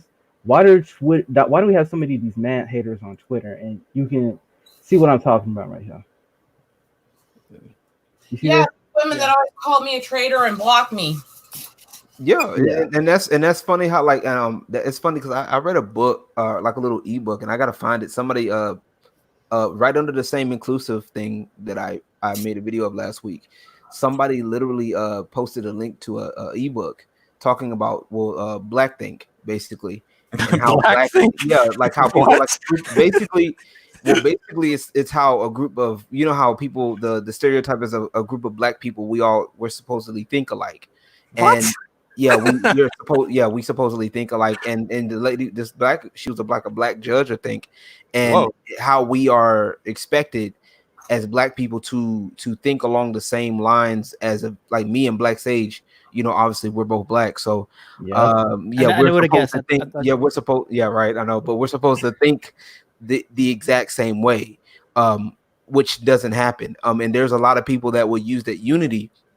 You know, us as Black people got to stick together, but it becomes more detrimental than what it is, because we have to think that what the popular opinion is. Like Black for example, the Black group think, the women and natives and others too, yeah, exactly, or any other what they consider POCs, which is collectivism. You're talking about collectivism, exactly. This is the female gaze right here, by the way. Right. No, I mean, I get, like, obviously I'm card carrying Sue, so we don't always know what people are by looking either, which is another part of their problem. Yeah, right, exactly. And I'm just like, my thing is just like, when it comes down to it, like I said, mostly men are in, you know, are the consumers of these products. So why are you making something that's the exact opposite? Now, unless it's for humor purposes. Now, don't get me wrong, I'm very patient with a lot of things. I've played various types of games, you know what I'm saying? And there's games that I know for a fact that it's just straight up humor. You know what I'm saying? Like, there are games that, like, people, the part that pisses me off is when people literally take stuff like games like, or things like, for example, Tropic Thunder. SJWs are mad at Tropic Thunder right now because of Robert Downey Jr. at this moment. And I'm like, bro, this movie's older than me. Yeah. Okay. It was, you know what I'm saying? Yeah. It's old. None of that stuff. It wasn't embracing it. It was just making fun of it. Yeah, and that's exactly what it is. And people are now getting mad and talking about, well, you know, it's blackface, it's this, it's that. Like, it was done to be funny. You know what I'm saying? People, and I think people right now are it's kind of like the equivalent of, you know, when you just learn about a word. What's the first thing the first thing you do when you learn about a word is you put it in every single sentence to see if it sticks. It's the equivalent of throwing shit to the wall and hoping it sticks. Yeah, like, and this is exactly like simp and stuff like that. That's just entered the lexicon. So. Yeah, but simp has been I've heard that word for years, and it's funny because people are literally learning about racism. You know what I'm saying? They're learning about racism. They're learning about sexism. They're learning about all these isms. And then they're trying to put it in every single situation. You know what I'm saying? And it's stupid. It's dumb. it's straight up retarded, and I don't mean to be rude, but that's exactly what it is. It's slow thinking, literally. Because if you're sitting up here and just, oh well, this person didn't like me because I'm black, they're racist, you know what I'm saying? Because if you throw those words out there, they have ramifications. Everybody's like, oh well, you know, Luke, you're racist. Oh wow, I didn't know Luke was racist. I don't want to hang with Luke. Nice. Sorry, what are you showing? Where's that? Oh, you're right. Working on room. I have to redo my desk area. Oh, okay. For the color. Do you want to mute just so we don't hear the background noise? No. All right, fair enough. I know she's gonna stop. If it gets out, I'll mute it. Don't worry. All right, that's fine. She stubs her toe. Ow! Fuck. Yeah, no, yeah. What you said, Lawrence, is absolutely true. Like these people, they're retroactively outraged about Tropic Thunder. It's like it's only until you bring something to their attention that all of a sudden they're very concerned about it. Like it's very much a low resolution thinking and a knee jerk reaction kind of way of viewing the world, because they have no. Go ahead. You mean the extreme lefts are knee jerks? When did that happen? Yeah, but I mean, this is what we were talking about earlier, Alberto, where I was saying, like, when people saw the black hat thing, like a lot of people were having the same kind of reaction. They were kind of having this knee jerk reaction. Right. Yeah. And I think we got to be very careful not to sort of fall down that rabbit hole as well, because, you know, we might wake up one day and find ourselves in the exact same spot that these people who have destroyed this culture have found. Here's the thing. Rage bait never really solves anything. Exactly. Yeah. Solves nothing, and it's a really stupid way to deal with people. I mean, if something's bad, call it out. Absolutely. Like, you know, people have been posting about She-Ra, and that's absolutely warranted. Like, it's a bad fucking show. But you know, it's a fine line. It's really nuanced and really, really hard to sort of define, because I've fallen in that trap as well, where I've seen something and I didn't know what it was or what the backstory was or anything like that, or the context, and I just say flip. And it's really easy to do on the internet now, because the internet is so ubiquitous, and Twitter is such a strange place. Well, go ahead. No, go ahead. Finish. I was just going to say, it's like it's really easy to sort of fall into that mind trap and just do that just without thinking. So. Well, hey, can I share the screen for a bit? Yeah, good. All right. And I'm gonna bring another guest on the show. Oh man. Okay. Okay. All right. This might be a little Oh Lord. What's up, Wiggle Wiggle? Oh, hey. Oh, another crazy. This might be a little not safe for work, but it's YouTube friendly. Don't worry. But so you remember the game I talked about, Fake Grand Order? Yes. Yeah. All right. This is the official art for the game, and if you look right here, you see this. You see all the female characters. They look absolutely feminine. Yeah. This right here is the main character of Fate, pretty much. Yes. Toya Pendragon. She looks nice. I mean, that's this is King Arthur, pretty much. Yeah. You see this? Fate is dope. King Arthur is the cutest of waifus. Exactly. Yeah. Well, I mean, that's the thing. Like, you see all the women in here. They look absolutely feminine. Yeah. They do not look like men. It is a far cry from what you see from Western entertainment now. Sure. Yeah. Absolutely. Well, I mean, this comes back to our point. Like, Japan knows who their target audience is. Like, they want to appeal to straight men who, you know, are the majority of the population over there. But it has like so many other nuanced connotations to that. Like, you know, a lot of women over there, like really appealing, you know, looking women, because in a way they kind of project. They're like, oh, you know, she's so beautiful. I want to be, you know, beautiful like her one day, or, you know, have that amazing dress or something. You know what I mean? You can think all of that to pretty much Cutie Honey. Yeah. Yeah. It's like listen. There's a lot of female centric anime that pretty much owes its dues to Cutie Honey, just like a lot of shonen anime owes its dues to like Devil Man. Yeah. Amen to that. Yeah, you're absolutely right. Exactly. So it's like there's nothing wrong with being feminine. It's like you got all of these weirdos with self who are just completely insecure. Well, they hate themselves pretty much, and they don't want the constant reminders of their own failures projected onto the big screen. So they're trying to do everything they can to take them down. And here's another thing: you look at The Last of Us, right? We're going. Oh, we gonna go there. Let's be careful. Let's be careful. Yeah. Let's be careful because I don't want to get struck. Don't want to get struck. Well, I'm not going to show anything. So. No, don't even say it because they'll get you for saying it. So let's just say that. Just say that video game. That game. Oh, wait, are you game that can't be named? Yeah, are you literally serious? They'll do that? Like, Decent Gamers was struck for that reason. They didn't show it. They just talked about it, and they were struck for copyright violations. Yeah. See, no, and that's the no. See, I'm sorry, I can't. See, that's another reason why we'll never get the game, man. Because like, if you are that fucking scared, and I'm saying this. I'm saying this right up out the bat, and I would be bold right now, but this ain't my channel, so I'm not gonna do that. Because I'm a black man in America, I don't care. Yeah, I've been through worse. Yeah. I've been through worse. Okay, but I'm not gonna bring nobody else down because I know everybody. I know the value. You know what I'm saying? But anywho, if you got to be that much of a chicken shit to sit up here and strike down anybody, and I've dealt with people who. And even in the black community that will do some stuff like this, will strike people down for because they're saying things against them.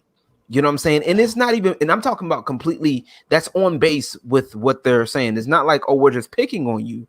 We're talking about your game. We're talking about your product. You're putting a product out there, and we're talking about your product and how we feel about your product as a consumer. If you are blocking me because of that, there is something wrong with you. He's definitely one of those people that don't like to take criticism. You know what I'm saying? When you were growing up, he's probably one of those people growing up. I'm probably one of those people like that was told that you were smart, you were this, you were that growing up, and nobody could tell you different. And if anybody does this, you can go tell. Like if somebody flicked him in the back of the ear, you know that back of the ear flick. You know what I'm saying? Yep. with your finger. Right. If somebody did that shit to him, he probably went to go tell the teacher. You know what I'm saying? He probably went to go tell the principal because I'm going to go tell because my feelings are hurt. Man, shut up and go somewhere. Yeah, I was always told if somebody wouldn't stop trying to, bully and abuse you, knock them out. Right. Amen. Well, I gotta play devil's advocate. Sorry, Black Sage. I gotta play devil's advocate a little bit for what Lawrence said. That's a little bit of a straw man. We don't know what Mr. Druckmann's past was like. For all we know, he could have been raised on a farm. Yeah, I know. I just like to over exaggerate because I get it. But, sure, you touch on a very important point, but I think in the case of, say, the company we can't talk about and the game we can't talk about and the person who created that, because obviously the person that created that was Amy Hennig. Exactly. Well, Google cannot destroy her name. She created that game, not that piece of shit. Oh, the woman, the writer who got forced out. Yeah. She made that game. I was gonna get on that. Like the only reason, the minute that she got forced out was the day that the CEO, Mr. Druckmann, it was the day that he talked. Cuckman, yeah. Cuckman. Well, I'm trying to be careful because I don't want the video to get struck. So don't get struck. I say it all the time. All right, I don't want to cause any trouble on this channel because you guys have had me on, but the day that writer, the very talented female writer, the day she got forced out was the day that guy looked at a lot of Anita Sarkeesian's videos and he became ideologically possessed. And there seems to be some kind of correlation between sort of this ideology and not being able to take, or not wanting to have any kind of criticism bandied their way. And I think this has to do with social media, and I think it has to do with narcissism as a result. Like narcissists hate feeling shame. They hate being told that they're wrong, and they hate being proven that they're wrong. They always have to be right. And I think that's sort of like this massive underlying problem that we're seeing within all the creative industries in general, not only just animation and not only just games. Like that's the same with the Thundercat or the Teen Titans Go episode where they were trying to, criticize the critics who were bashing Thundercats Raw when it first came out. Like, did you see that? I made a tweet about that, and it got like 6,000 likes and 500 retweets about how they basically said anyone who criticizes the new Thundercats has a poop mouth with poop opinions. And I sort of had this image of my head where they were writing that saying, yes, we've cured criticism. Way to go, everyone. But it had the exact opposite effect. Right. It created more criticism. Yeah. And I my thing is, like I said, I talk a lot of shit because one, it's just extra. I know I'm being extra, Sure. but there's also, to me, from what I've noticed, there's a lot of truth to it, because these are some of the same people with, you know, with insecurities. Like how can you sit up here and complain about, you know, a drawing of a female that is, you know, maybe, you know, small, have a small waist, because these are it's fiction. These are exaggerations. You know what I'm saying? There's different body types. Like we know the hourglass shape is in most cases unrealistic. We know this, but sexy as fuck. Exactly. Yeah. But at the same time, it's definitely good. It's a good look to have, especially when you pull it off. And so us as, I guess us, what I'm trying to say is like us as humans, we like to fantasize about certain things. We like to make things a little bit extra than what they are. Yeah, so exactly, and we want to be fooled. That's the thing. As humans, when it comes to entertainment, we want to be fooled. You know what I'm saying? And we want to be fooled. We want to be we want to be enjoyed, or we want to enjoy being fooled too. But it's something. We have this weird conundrum where if we know we're being fooled in bad taste, for example, we'll use a classic example. You know, we get girls that sit down on the sink and do those sink pictures, and it makes it look like she has an ass. But the next picture, she stands up and she's about straight 90-degree angle. Okay, I mean, no ass, like just straight up no booty at all. Like she talking about, and she has the nerve to wear that same onesie that we're looking at the video of now. Thick thighs save lives. Like where? You know what I'm saying? We get mad at that. You know what I'm saying? Like we get upset because it's like, bruh, what are you doing? Like, and it's a weird ass conundrum. I'm not gonna sit up here and lie and say it's completely rational, because in most cases it's not. Guys, but I've got to go. It doesn't usually go this long, and I've got a lot to get done. Okay. Okay. So, a lot. Stay out of trouble. I'm good from here. Don't worry. You good? I can't make any promises. Boys. Okay. Keep up the good work. But yeah, like but we want to be fooled, and I get it, but at the same time, it's like, bro, we want to enjoy our content. Like I want to enjoy my content. If I shouldn't feel bad for wanting to play Dead or Alive. I'm just gonna say that right off rip. I shouldn't want to feel bad for playing, doing graphic design. Like most of my graphic, if you look at my Twitter, and I posted up some of my graphic designs. Like I've been doing edits lately. Just Photoshop manipulation edits. And most of my subjects have been female. You know what I'm saying? Like at first I used to feel bad about that shit. But what's been happening with hello? Sorry. You're good. Yeah. We're good. Hello? Go ahead. Hello? Oh, yeah. What I was going to say was like the fact that this really pisses me off, because I've been seeing it more and more, and I commend you guys for doing this. Like, the fans that happen to be black that have to fucking jump into a comment section and say, I'm a black guy, I'm a black woman, and this, and this. And like, dude, you not realize the madness. If you're the one that's the woke ass idiot reading that, like, you do not see the hypocrisy of what you're saying. That's the main reason why I show my real face. That's right. I have nothing to hide. And pretty much, and here's the thing: these woke SJWs, they think that black men aren't men. It's like we like women with big asses too. It's like, okay, we sure do. Exactly. We like hot women too. It's like what do you take us as, some sort of animals or something? Like some sort of endangered species that we need saving? Like what well, they do. They view men as tyrants in waiting, just ready to rape you. I mean, they've been emasculating white men forever. Now it's your turn, motherfucker. Yeah. Oh yeah. They've been trying to get up. They've been trying to get at us a low key too. That I'm like, look what they did to Blade. They totally cucked him. Hell no. Oh, well, it's his fault. Part of it is his fault. He didn't pay no taxes. Well, I got a question for Lawrence and Blackstage. You guys are obviously ass men, right? Huh? Hold on. You like the big butts, right? Yes. Yeah. Oh, No, I'm not judging. I'm just asking. No, that comes from the territory of black men. So I mean. Okay, I mean, I'm not judging. That's cool. I'm more of a legs guy. Some people are boobs guy. That's fine. Oh yeah. So to bring it back to sort of the original conversation, when you saw that black cat drawing, obviously she's got a bit of a booty, right? Like, what was your sort of reaction? Like, because I know some people didn't like it, but what was your reaction? I like Scott Campbell's drawings better. That's an ass I can appreciate. All right. What about you, Lawrence? Did you see it?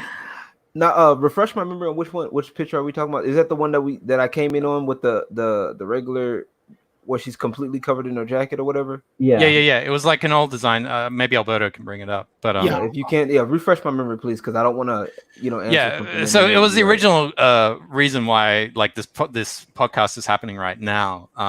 It was this old design on a show that I worked on, Marvel Spider-Man, and people were reacting to it like, "Oh, this is terrible," even though the design they went with was a slimmed down version, and we sort of went into the nitty gritty of it. But obviously she has, in that old design, she had wider hips and was a bit thicker, and she had a bit more of an ass.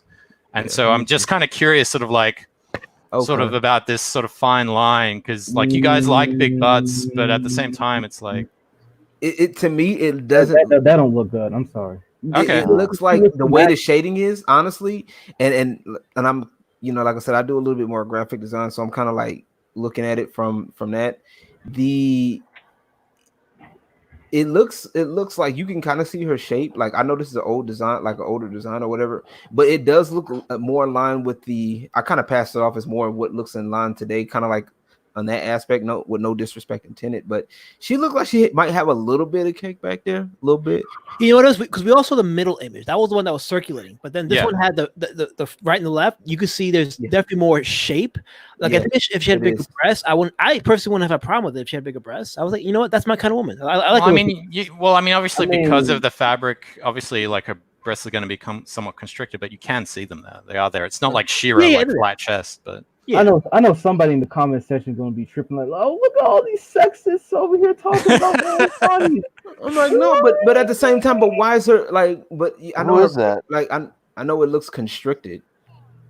She looks like she got some cakes in the back, but a spare tire in the front. So I'm good. Who is that? I don't even know who that is. So this is Black Cat. Oh, but this is for this was for a new animated show called Marvel Spider-Man that has recently come out. It's been critically panned because obviously, there's been shortcomings, but I don't know. You can swap out her head and it looks like a dude. Right. Really? I don't know. I don't like it really. I didn't even know who it was. This was an unused design. This wasn't the design they eventually went with. Yeah. No, they did a slimmed down version because obviously, she's a cat burglar. She steals stuff and she's more athletic and more of a gymnast. That doesn't look like. But the original Black Cat had cleavage. You like? Oh yeah, we got into that as well. Yeah, that's why I was like, when you said Black Cat, I was like, who? No. It's got more to do with the demographic. Yeah, right. Luke was saying that this version of Black Cat was actually a 16-year-old because they're all younger. So cleavage and all that stuff would kind of be inappropriate for a show that would probably inspire pedo. You know what I mean? Yeah. Oh man, that doesn't sound good. I'm sorry. I'm sorry. Kids these days watch anime and they have like a ton of titties. So I mean, bro, some of the anime. Like when people say animes for kids, that is the furthest thing from the truth that I've seen. No, that's not what I mean. What I mean is that the character of Black Cat here is a minor. That's what I'm trying to say. But here's the thing, like they're actually. And my thing was when the movie Kick-Ass came out, like when we had message boards, I was cringing at all the old men as saying to themselves, "Man, that girl Kick-Ass is hot," and I'm like, dude, she's fucking 13 years old. Come on. What the fuck's wrong with you? Well, that's obvious. I mean, that was the chick. You talking about the chick from Kick-Ass? She looked like the chick that was in Missy Elliott's videos, man. I don't know if y'all remember Missy Elliott. When I remember Missy Elliott. Yeah, you remember that little? She kind of looked like that little kid from Missy Elliott's videos. That little white girl that was always dancing in the video. Oh, you're talking about Sia. Yeah. But she does look 16. Like in that picture, she does look 16 in the face. Yeah, but here's the thing: actual 16-year-old girls, and I was in high school, so don't judge. All right. Sure. There are actual 16-year-old girls that that pretty much show way more. Oh yeah, absolutely. Yeah. Show way more of their form than even most girls in anime. I'm just gonna say that. Oh, you go to Instagram. It's in your face. Absolutely. Right. Sure. I mean, come on. We're talking about Instagram. underage drawings here. I mean, they're drawings. Like, No. stay away from my Lolita. You got to understand the context, right? So this is obviously a show made by Disney, right? And so obviously Disney S&P is like really stringent, and so they got to be very careful about sort of this line that they Yeah, I mean, but you know that's impossible though. And then they get mad at the 8 people who make the drawings and age up the characters. That's funny to me. I saw that shit, and that shit had me dying. I'm like, really? Like, these people literally went out the way and said, hey, look, this 16, 17-year-old whatever character she was originally 17 years old. I took the time, which is creative, by the way. This is creative, one of the creative mind at its finest here. They took an original character that somebody else made. They literally aged them. They thought, okay, how would this character look like if they were aged up a few years? Sure. And said, let me draw them from there. That right there in itself is fucking creativity and respect at its finest. Right, Now, but that's sort of not what we're talking about here. We're kind of getting a bit off topic. Yeah, we are. No, but I'm just saying. But I'm sorry. You're right. But I'm just saying, like, some people are like making these complaints. Not only are the left talking about they hate women, they're actually trying to go after things like you said, pedophilia, and it's like these are drawings. It doesn't make sense. Yeah, right. It doesn't register. They're drawings, but remember we talked about the motivation. Men are visually stimulated. Yeah. So I mean, this is sort of what I'm sort of trying to make sense of, because obviously you guys, you like the butt, and I understand that, and that's totally fine. But look, there's obviously an evolutionary reason for that, because obviously women with wider hips, they that telegraphs to sort of our caveman brain that this woman can bear children a lot better than, say, someone with more narrow hips. And so I'm sort of the baby making thighs, as they call it. Yeah. And here's the thing: it's like when we all reach the age of puberty, we automatically reach childbearing age. Sure. Yes. Yeah. So and women obviously reach that earlier than men do, right? That's just how we've evolved. The minute they hit the period. What I'm sort of trying to, I guess, make sense of here is, like, some people look at that pre-production drawing of Black Cat and say this is absolutely horrible, and you guys are sort of arse men as well, and you look at that, and am I right to say that this is horrible? You would say that was horrible as well? I wouldn't say it's horrible. I just, like, I literally mentally checked out. I mentally said, okay. I mentally passed it. So it's why? Okay, it's all right. Why was that? Because obviously it's checking the box, because she obviously has wide hips. She has a bit of cleavage. Well, by all objective. Oh, sorry. What? Go ahead. Well, here's the thing. The main reason why people are upset is because she doesn't look like. Here's the thing. It's like Black Cat here. I know this is not the final design, but she obviously looks way too masculine here.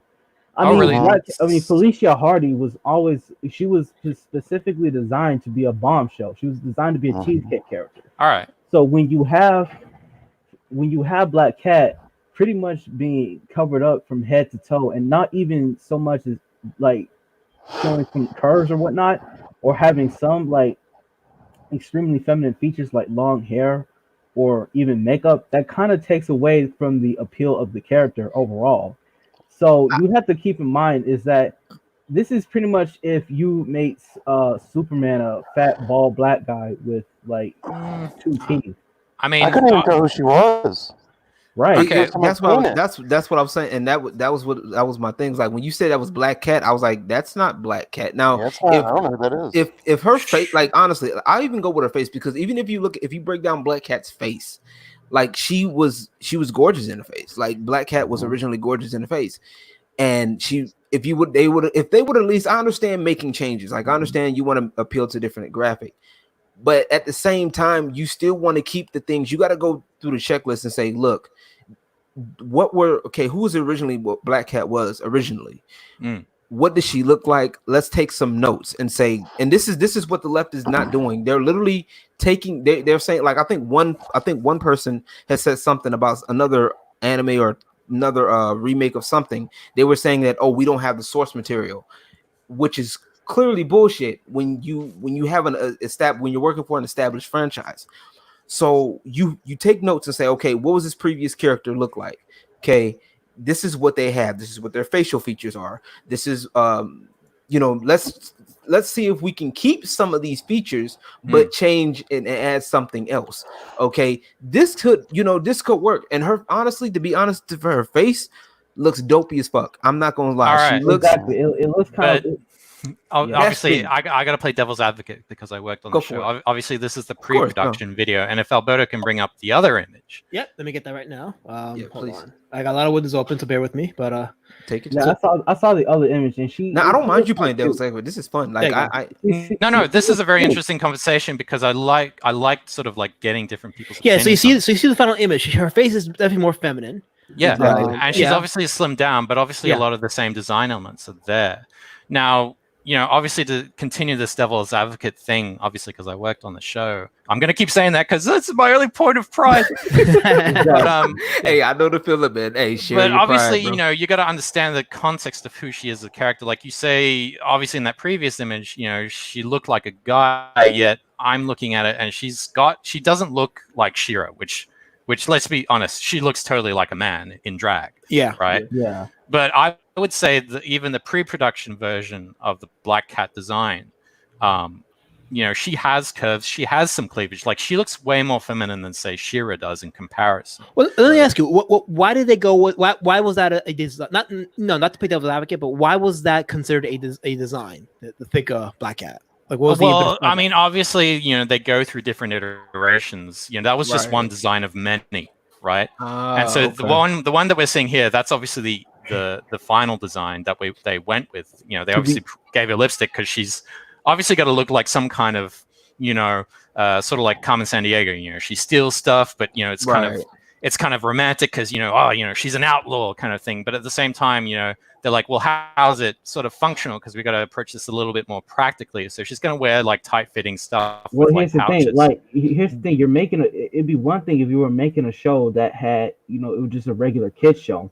But this is a show where you literally have superheroes flying through the air, walking up inside on buildings, crawling outside buildings, shooting webs at like 60 miles per hour. Throwing cars at each other, but you want to talk about practicality. I know, but the counter is the same thing that we've said before. Like this is a Disney show, and it's going more towards a younger audience. And but you know what though? But even with superhero stuff, there was still a bit of practicality in their uniforms and stuff. Yeah, believe it or not, even though they were superheroes. So I agree with you on that, Luke. No, right about that part. Well, the other thing you got to keep in mind is like Disney really they really go all in on synergy, right? So the reason why the Spider-Man TV series, this animated TV series, was made was because obviously Disney had just gotten back the rights to Spider-Man and they made the first Spider-Man film. And so in a way, they've kind of got to put in visual cues that really, in a way, harken back or sync up to the movie that made them a lot of fucking money, right? And the same was with Guardians of the Galaxy. When the Guardians of the Galaxy movie went gangbusters, they made a Guardians of the Galaxy animated series, and I know because I did freelance on that show, right? And so this Black Cat design is obviously trying to fit in with the same kind of visual aesthetic that the movies have, which is sort of a more, I guess, practical and more industrial and technical kind of look to it, right? A more of a futuristic sort of look because.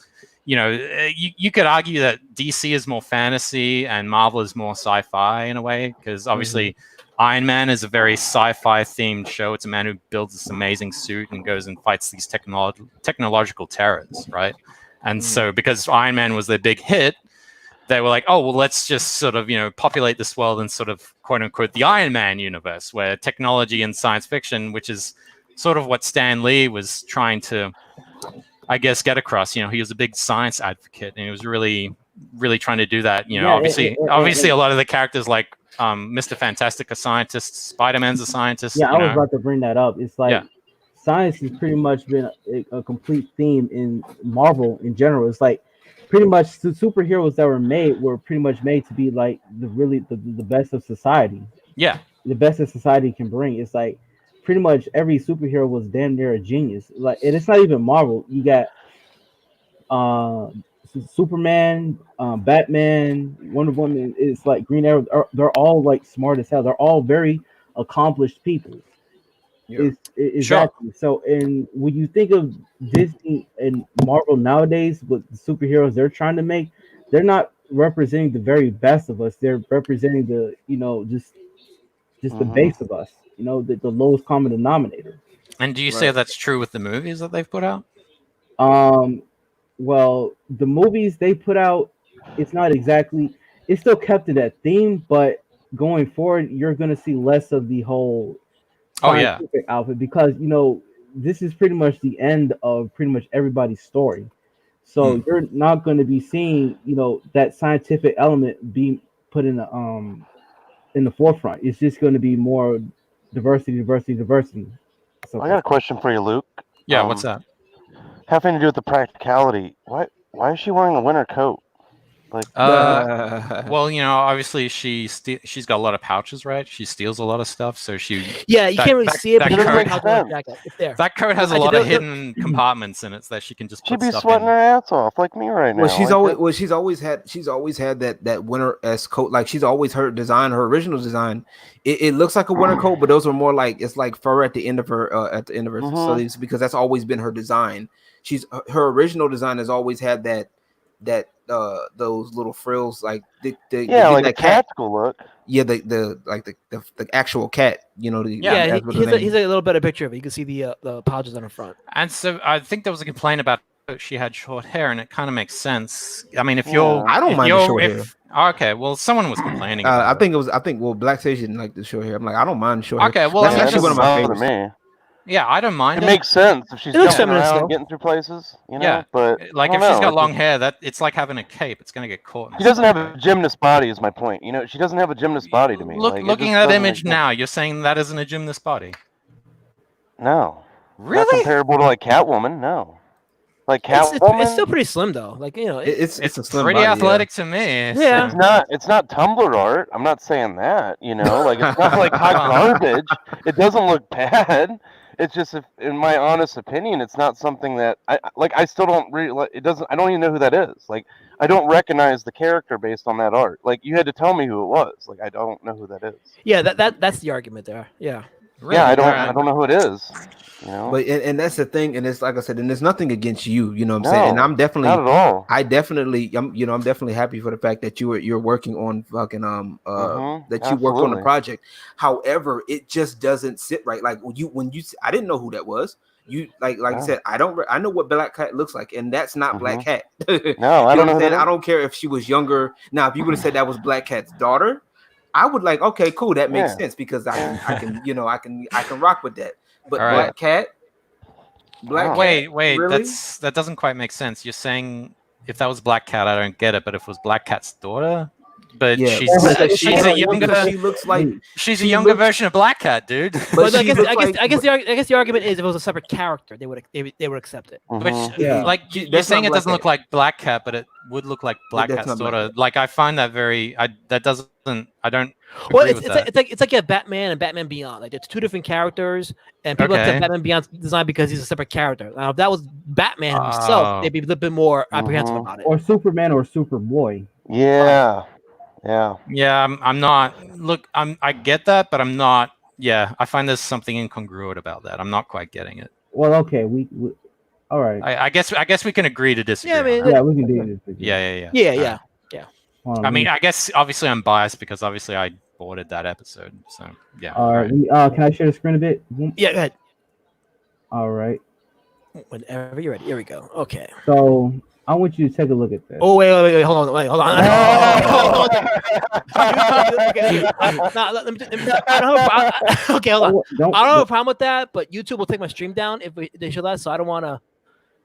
Right. So just privately, I'm all for it. I'm all for it, but YouTube is Black Sage, you thirsty motherfucker. That's amazing work, Luke. So don't think that I'm trying to like bust your balls like. No. I honestly didn't know who that was. Like I couldn't recognize the character. No. I understand. Like I don't take anything anyone says unless they're being absolutely vitriolic. I don't take anyone says as anything like offensive or anything like that. Like you're just voicing your opinion, and that's fine. If you were to say, "Luke, you're an asshole and bigot or whatever," I'd be like, "What the Ben fuck?" 10 is amazing, man. Like I mean, that's That was like when everything died. Like when that stopped being made and they like whatever they did to it, like that really killed it, because that was like a positive thing for kids to watch. That wasn't like, like and when they stopped making that show, like it was a huge disappointment. So you gotta look at it like that, man. Like you've done some amazing work. So I wouldn't. I want to apologize for that screen because that was not the screen I was trying to put up. It's all good. It's all good. I like it. YouTube doesn't. No, it's all good. It's all good. I like it. YouTube doesn't like it. That's the problem. Yeah. I approve of that. Yeah. I approve of that. That looked mine. Yeah. No, that was good. I just wish YouTube wasn't such a prude, though. I really do. Yeah, I was gonna show you this was the link I was actually going to show you, but since I don't know what YouTube rules is, I'm kind of. Well, as long as it doesn't look like it's nudity. If it looks like it's nudity, then YouTube will strike it. It's not nudity, so. Okay, well, yeah, put it on, and I'll take a look from the back. If I think it's good, I'll put it on. Okay. Not if I think if YouTube won't make an issue about it. Okay, let's see. I'll take a chance here. All okay. Right. See, that's actually Iroha from the latest Samurai Showdown game. Oh yeah. Okay. Right. Yeah. My shit, man. Your point? Yeah. The point is that she got big tits, dude. Yeah, but the point is that oh god, you guys ever heard of you guys heard of that incident of the Samurai Showdown Twitter? Yep. Yeah, I've been sort of seeing that casually. But yeah. Somebody posted some random pictures like the butt shots of Iroha. Yep. Yeah, and then the developer like apologized or something, right? Right, because 3 people screeched about it and they had to take it down. Okay. Wow. Yeah, I'm looking at old images of Black Cat right now. She wears a leotard. That's right. And here's the thing: she's a crane maid. Yeah. She was based off of Japanese mythology, so. Right. Like I don't understand. Like. Right. Well, they, you got to use gymnast. Why wouldn't she? You don't want to be wearing anything constricting when you're moving around like that. So here's the thing: you got the usual suspects from Kotaku saying that she's a maid fetish. She's there to be sexualized. It's all the usual spiel. Japan has always had that maid fetish. Like, yeah, but it's in all that if it's not made, it's a schoolgirl. It's one of the two. It's like exactly. But my thing is like it's a drawing. Now that's like to be fair, that's ass. Okay, that the way that was designed, that was just designed like okay. Like somebody must have been watching some twerk videos on World Star Hip Hop during the development of that game. You feel me? It even got like the fabric squishing between the thighs. Is that they did their homework? They did their homework. They did their homework on that. And the only thing I didn't like was the shoes kind of threw me off a little bit, But then again, everybody in everybody has that same shoe problem in that game. But anywho, it was just like. I don't know. Like, I don't know why people are making such a big deal about it. And I'm like, it's the same thing. But here's the funny part, right? Now, Apex Legends, speaking of thickness, right? Apex Legends just released a character. Luba? Yes. Luba, sorry. Yes. And people went ape shit, if you pardon the term, wiggle. Or they went ape shit for it. They ate it up. They loved it. Okay. Yeah. But they're mad at Iroha. Like this is what people why people are getting this is the kind of soft racism that's been going on with Japanese media. It's like one thing is accepted by the West because it was made by the West for Western standards. And then you got other things that was made for Japanese and Japanese standards, and it's not kosher. And to see that kind of confusion of black to me, and I'm like, I don't like that shit. Like, they ate that shit up. Apex Legends. Now, don't get me wrong. I like her character design in Apex Legends. I like it. Okay, it's cool. It is what it is. I liked it. Matter of fact, I popped in Apex and maybe play a game of Apex for about a good split second before I cut it off and remember why I hate the game. But anyway, no, but like the design is dope. Like, okay, it is what it is. Like, but what's good for the goose should be good for the gander. That's my thing. Is like, how progressive are you really? That's my question. They're insecure as hell. And that's the thing. Like, if you're progressive, your mindset should be a little bit different than this. You know what I'm saying? Like, well, they're not progressive; they're regressive. Exactly. That's the great irony about all of this. Because back then you had the extreme right that would like suppress the body because of hypersexualization, and now we're living in an age where it's the extreme left that's doing the same thing now. Yeah. Right. And Luke, I would love to see some of your work that was left on the cutting room floor. Like, I would really love to see that. Oh, for Spider-Man? Yeah, I would have loved to seen that. The stuff that they said you're not allowed to do. Yeah. But my thing, that's the beauty of independent media is that it's like corporate middlemen, they can't get involved. It's just the audience. Well, there is such a thing as NDAs, guys. Of course. Yeah, I know. It makes sense. And honestly, and a lot of times it makes sense because like you wouldn't want to have like as a businessman, you got to think like, would you if you had like a company, you wouldn't want everything to be leaked all the time, or you wouldn't want everybody to have all this information all the time. And I think this is where people get spoiled, is because they everybody with social media is like everything's being posted all the time, all this information, and I think that part of that is help demystify movies, because there was a time when like movie would come out, you wouldn't know about the movie until it came out, so there was a whole aura and mystery behind it, which added to the experience. Now it's like, okay, from the beginning we know who's writing it, who's directing it, what's happening during the production, who left, what was included, what wasn't included. So by the time you see the final film, you're watching to see, okay, what has the months of research produced, what have I theorized to come true. The mystification of it is all but gone because of leaks and tons of YouTube channels talking about something that came out. Well, most movies nowadays, they're not distributed by a film room anymore. It's all digital. They don't even deliver the movie to the theaters. They just they stream it digitally. Mm-hmm. So of course you're gonna get all these early leaks and stuff nowadays. Yeah. Yeah, I mean, look, it's an objective point, because whether you're for it or against it, the reality of it is, because of the medium changing, movies have been demystified because of it. Yeah, right. And now we're hearing that movie theaters might be going away, and we might be seeing movies being streamed at home to be the new norm. Yeah, that's a whole different discussion. But yeah, I talked about that. That's going to be a whole game changer in terms of the landscape of the film. Right.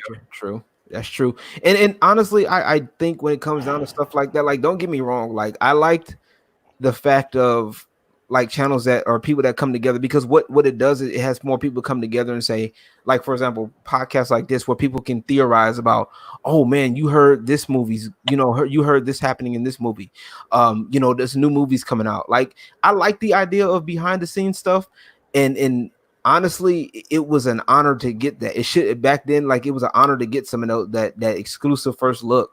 Yeah, that's how the DVD market got boomed, because you had access to behind the scenes. Though that was like an added perk when you bought a DVD. Yeah. Matter of fact, they used to do the same thing with video game developers. Now I don't know if they still do now, but it used to be a big thing that you get to see behind the scenes how game developers make games. Right, because it was also more so along the lines for people who wanted to get into that area, that field, and that way, especially like people that were either they wanted to get in that field or were interested in that field, they can, or they knew somebody, they can spread that word, via word of mouth and say, hey, look, this company is doing X, Y, and Z. This is their behind the scenes shit. Take a look at it. I know you're a big movie buff, for example. I know you're a big comic buff. This is what they're doing. You know what I'm saying? Like, for example, I think Cuphead, big example. They did a breakdown of how they did their art, and with me being more of a music head, they broke down their music too, and yeah, I loved it. I enjoy it. Like, I like stuff like that. You know what I'm saying? But at the same time, you got people that do the leaks and for malicious intent that actually go against people who break NDA. Now that shit needs to stop. Like, does it? No, it does. To a degree, it does. Like, if the only way I will accept it is if it's for, like, if you're being mistreated. And well, I mean, this comes back to the I guess the SJW kind of thing. Like, what if it's a leak showing, oh, this is what they're doing to She-Ra, as just for argument's sake, right? Mm-hmm. Wouldn't you want to know about that before it comes out? Well, here's the thing. I would. Here's the thing. It's like, going back to that game that shall not be named. Mm-hmm. Yeah, perfect example, right? Yeah. The leaks pretty much have. It almost pretty much has become a breaking point within the game industry. Like a lot of people don't understand that The Last of Us did like. Oh no! Oh shit, dude! I mean, The Last of You done it now. people who didn't know about the game that shall not be made. Yes. The game that shall not be. I think you got to edit this really a lot. He's talking about the first one. He's talking about the first one. There's nothing wrong if you're talking about the first one. I don't think they're going to make that distinction. Yeah, just say the game. Say the game and the sequel. The game that shall not be named, the first iteration of it, that changed a lot. That changed a lot how game developers in the West make games, and I don't know why. It became one of the most celebrated games of last generation, and I find it funny that its sequel is pretty much going to be one of the most hated games of this generation. Right, but my and it's gonna hear me out. It's going to come full circle because of the leaks. It's like going full circle with this. It's because of the leaks and because of how, especially the women characters were designed in the game. I feel that it's gonna come full circle and things are going to start changing, probably for the better. I hope so. I hope so too. You would think. Well, sorry, my original question was, obviously we're talking about leaks. Do you think that obviously the game that shall not be named? Do you think it was a good thing that it got leaked because now everyone's really informed and maybe they should have paid their employees? Yeah, right. Like, yeah. But in general, the larger context or the larger, I guess, picture of this is like people have found out that this is a game that maybe they don't want to buy, and obviously that's going to send a clear message that this is the kind of content that they don't want to. To answer that, I wasn't going to buy it from the beginning. As soon as they got rid of the woman that can't be named, I have been a fan of hers since Legacy of Kain. Like, she is OG. Like, to say that they've wiped her from Google. Like, she doesn't even exist anymore. Really? Wow, dude. Like, you search you search the game that can't be named, the original one. According to them, she wasn't even on the team. Like, really? It's disgusting. It is despicable what they have done to her. Yep. And that is an MDA being abused. That is some evil shit, man. Yeah, but that's just my opinion.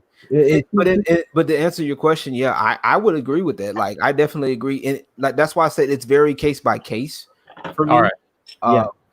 It's very case by case basis because. Well, I mean, in this case, I'll let you finish. I cut you off. But in this case, the leak was beneficial because not only did we see the level of the product, but the treatment by the producers of said product to the fans, it's exposed the shitty customer service. And not exactly, and that's what I okay. In this case, then that's what I'm saying. In this case, I can rock with that. I'll take that because it needs to be exposed, and I agree. Now, if you're leaking stuff just to leak stuff, or just to break something in because you can't hold your water and you want to just oh my god, I want to show everybody this thing. No, that ain't right. You know what I'm saying? Oh, you're talking about leaking for clout rather than leaking. Yeah. Okay. All right. I get you now. This goes back. No. But leaking for justice, in the sense of justice, I'll go for that. Okay. But I here's get you the thing. This goes back to what I was saying. With the game that shall not be named, it exposes the developer who shall not be named and their attitude towards their customers and the attitude towards the gaming community. Because this game was not really made for gamers. It was made for the woke crowd. It was made for the crowd who don't buy games. Who don't buy games. Exactly. They want to watch movies. All right. Yeah. They torrent movies. They don't even pay for them. Right. It's ridiculous. I'm saying. I don't even think they torrent them. I don't even think they watch movies, dude. I think they just hate I'm with you on Luke. I don't even think they watch movies. Like they just hang out on Twitter all day. The people that don't do these things, and like it's kind of like how I was saying earlier. These are the same people that don't do any of the things that we enjoy, You know what I'm saying? Most of the time we were made fun of this for enjoying this. Now that they're starting to see it's getting traction, now they want to come in and they're like, oh, it's like the D&D memes and stuff. Like I know some of y'all seen those D&D memes on Twitter. Yeah, you know what I'm saying? You know what I'm saying? Like people coming in that don't play the game and with the orcs thing. Yeah, they want to change the game. I'm like, no, okay. And like I don't even play. Like I don't. First of all, I don't even play D&D that much, and I did it because I was playing I was actually at a job at a game store. I worked at a place called Play Live Nation. That was it was a game store / like they did like game time, and then every Thursday they had D&D Thursdays. And so since I was there at the job, I was like, well, I figured I've always heard about it. I knew it's a pretty popular tabletop RPG. It's been around for years. My mom didn't let me play it growing up because she thought it was conjuring up devils and stuff like that. But, my mom was just being a mom. So I tried it and I'm like, okay, it's cool. And like, I had a good experience with it. The game master was really good. He was nice. He helped me out and, he helped me out and helped me build my character and stuff like that. So I'm grateful for that. And it was a good experience. So, but at the same time, it's like, these are the same people that are like, oh, well, orcs are equivalent to black people. And, well, why does this, that, and the third? Like, it's part of the game. The thing about it is like the dungeon master, of course they can change the game. Of course, the dungeon master can literally throw away, they can just have all the stuff there just for purely decorative purposes, to my understanding, and just do their own little thing. You know what I'm saying? And that's crazy. And that's what's up. That leads to the openness of the game. But like to come in and sit up here and try to force your way into something for the sake of inclusivity in Black Sage. I know you saw that tweet that you talked about, that tweet with the Heroes of Marvel. Remember that tweet that you was going in on? I don't know if you remember that. God, I gotta look all the way back for that because holy shit, I went off on a lot of idiots. Like the black girl gamers, the black girl gamers group, the one that. Oh my goodness! Wait, what? I got a really deep down on this one because holy shit, man. Yeah, I want to find out about this. Yeah, really want to find out because I went off on a lot of idiots on Twitter. Yeah, no, it was Black Girl Gamers, and they posted about inclusivity, and they were talking about having more inclusivity in gaming and stuff. It was the Heroes of Marvel. I have it like we kind of follow each other on Twitter. You got a bookmark? Huh? I said you got a bookmark. I don't bookmark that. Real men don't bookmark. I don't bookmark that drama. Hey, real men don't even get on Twitter, so I don't know. I'm just kidding, guys. I don't mean to derail the conversation, but before at some point I gotta cut the stream off because I don't want to get. I think we've kind of like played with fire a little bit with you too, and I'm surprised they haven't got me yet, which I'm thankful for. But I'm sorry. No, you guys. I mean, it's been a good conversation. I didn't want to cut it off at all. But look, you had said you have your theories as to why the Marvel Spider-Man show was eventually taken off. No, I don't think I do anymore. I personally think that all these animated shows. It's the thing. Before we get off, I think that the Western animation industry needs to stop thinking that animation is only for kids now. Yes. Yeah. Oh yeah, you were making this point before, weren't you? It never was. It was originally intended for adults, to be fair. Right, but it was. The Looney Tunes were pretty much social commentary that only adults would get back in the day. Exactly. Yeah. The only way you could actually see cartoons was in a movie theater back then. Yeah. But even the Flintstones was considered an adult cartoon at the time. Oh wait, I did have a theory. Look at that. I mean, what? I did have a theory, Alberto. I'm sorry. Okay, let me let Blackface make his point, and you could tell me what you theory. Okay, Blackface, go ahead. Okay, thank you. I think that a lot of the animation industry needs to stop treating treat animation that is for kids. It's really not. At least not anymore, because we have an entire generation that grew up with pretty much TV channels that pretty much showcase 24/7, animation shows. Yeah. No, yeah, it's a good point. I mean, of course they're gonna. So of course people are gonna grow up appreciating that medium animation more. And with the success of anime and manga, people want those more mature stories. They want those more mature narratives, but they're not getting it because the the suits on top, they're either too cucked or they want to just cop block everything. So they either sell toys or they have to push an agenda. And I feel like a lot of these new age kid shows, I feel that the creators wanted to create something more adult, but they had to be shoestring to kid shows because they had no choice. It was either that or you go to the Adult Swim section and make nothing but crappy comedy shows. And I hate the fact that adult animation has to be either The Simpsons or South Park or Family Guy. Well, I actually have a counter to that, Black Sage. Okay, go ahead. There is sort of a sea change happening with Netflix animation. I mean, one of the most popular shows that's on there right now on Netflix is a series called Castlevania, which is definitely adult orientated. Well, of course, because it's like the original the fan base for Castlevania is for adults. Sure, and it's a great jumping on point. And it goes back to what we were originally talking about in regards to like reboots and trying to appeal to original install bases of fans of, say, a franchise. So I don't know what the future holds in regards to Western animation and sort of like how this whole pandemic might shape it. It might be some kind of strange, Frankenstein monster of like mix between like say good stuff and just woke stuff, because Netflix is just it's exactly the same kind of disease has infected it that has infected all these other studios. I feel that Netflix is going to start changing things up because they can't rely on this woke stuff forever. At some point, sure. it's going to have to break. A lot of these companies are now folding because of their woke hubris. Even Sony's feeling the pinch on this. I mean, yeah, but in regards to, say, Sony, like they sort of branch out into they do like a lot of live action stuff. Sony has an animated feature division and an animated series feature division as well.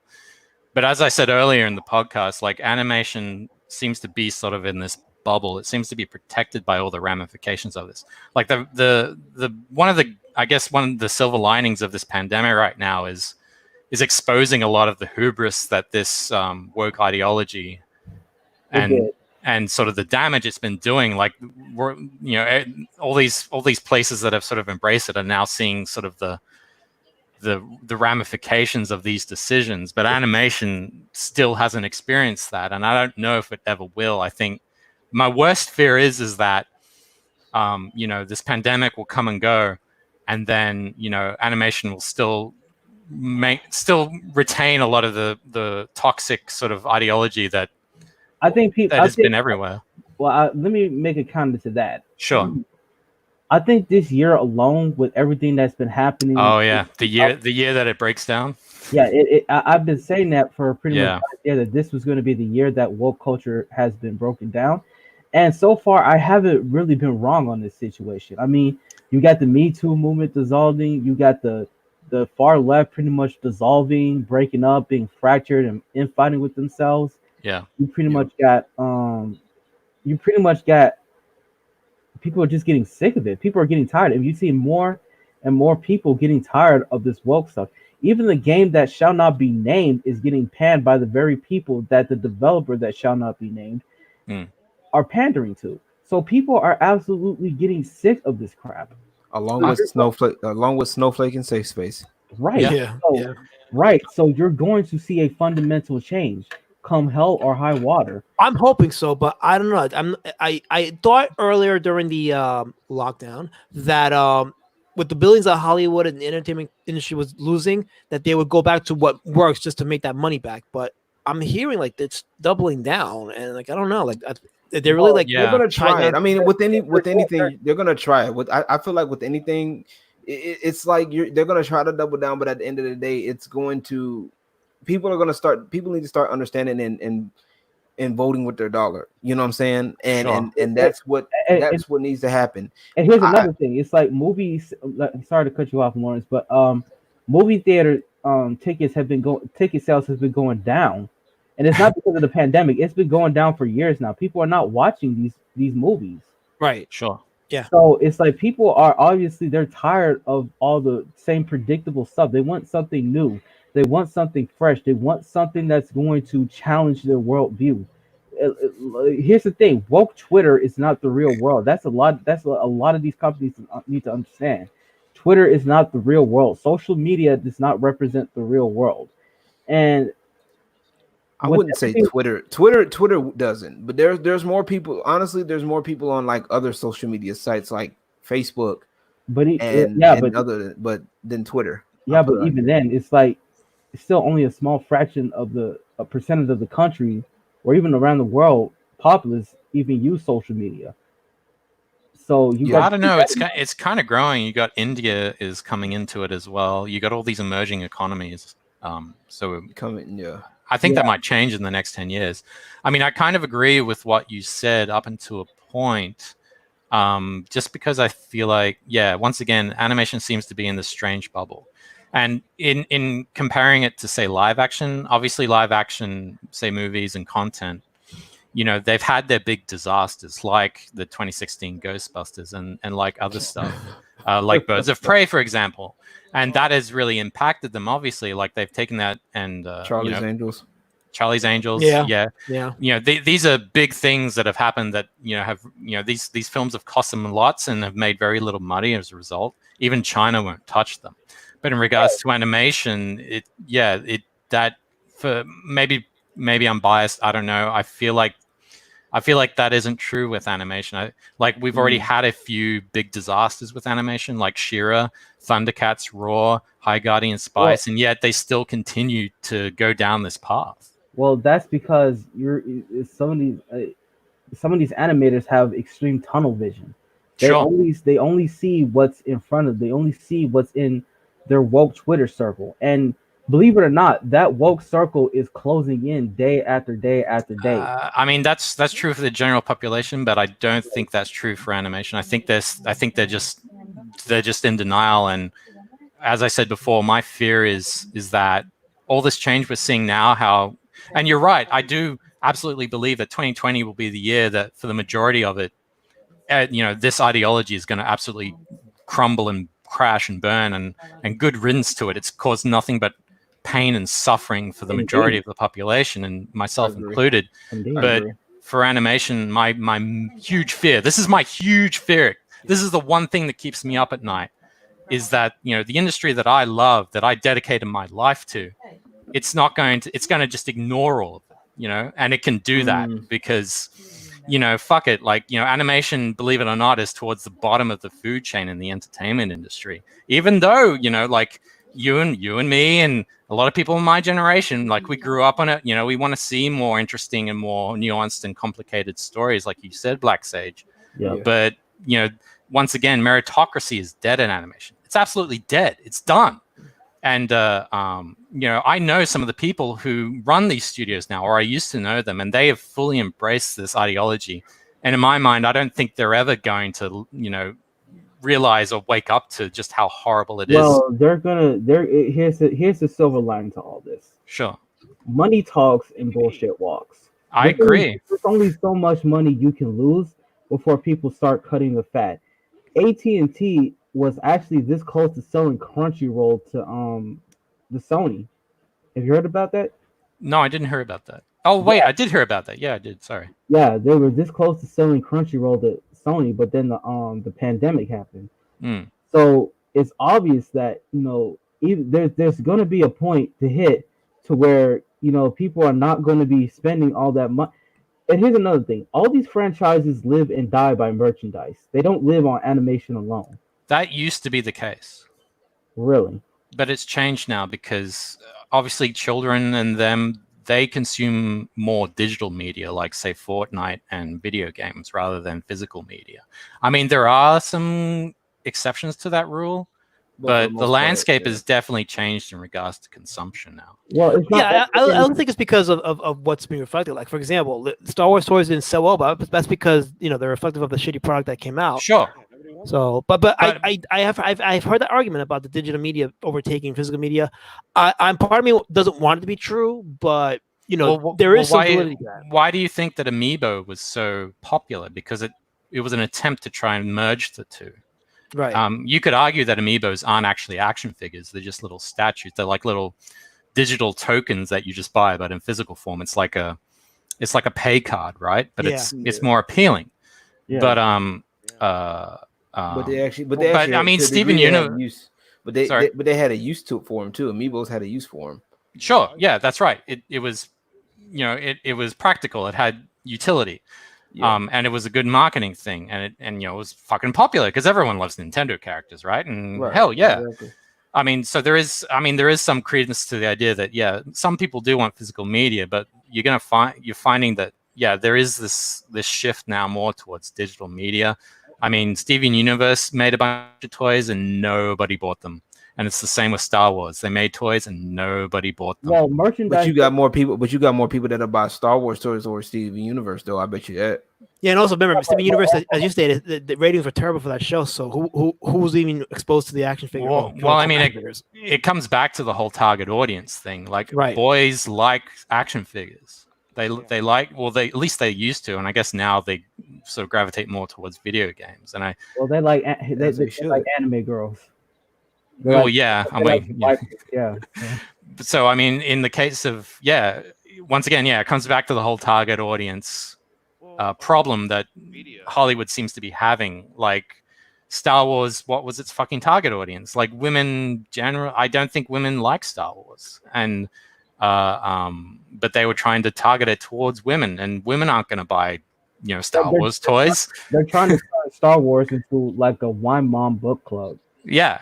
Right, and you could argue the same thing with Steven Universe. Like Steven Universe is aimed more towards that kind of target audience, and of course they're not going to buy those toys either, and so they all end up in the bargain bin. Well, merchandise doesn't just extend to toys; it extends to like, you know, coasters, cups, dolls. But I mean, what are the sales figures on those things, right? Has anyone got those numbers? I want to make a comment on the digital media thing because it completely ignores manga sales. Like it completely ignores them. Like and that's why I don't believe that, because I mean, One Piece came out October 1999 and sold over 500 million copies, and that's just one. Those aren't digital sales. Those are physical books. But One Piece knows whose its target audience is. That goes back to my point. It's people that are consuming it. Like if you got a large fan base, they'll consume what you give out, including physical media. All right. Absolutely. Well, maybe I'm wrong then. All right, I'm wrong. Sorry.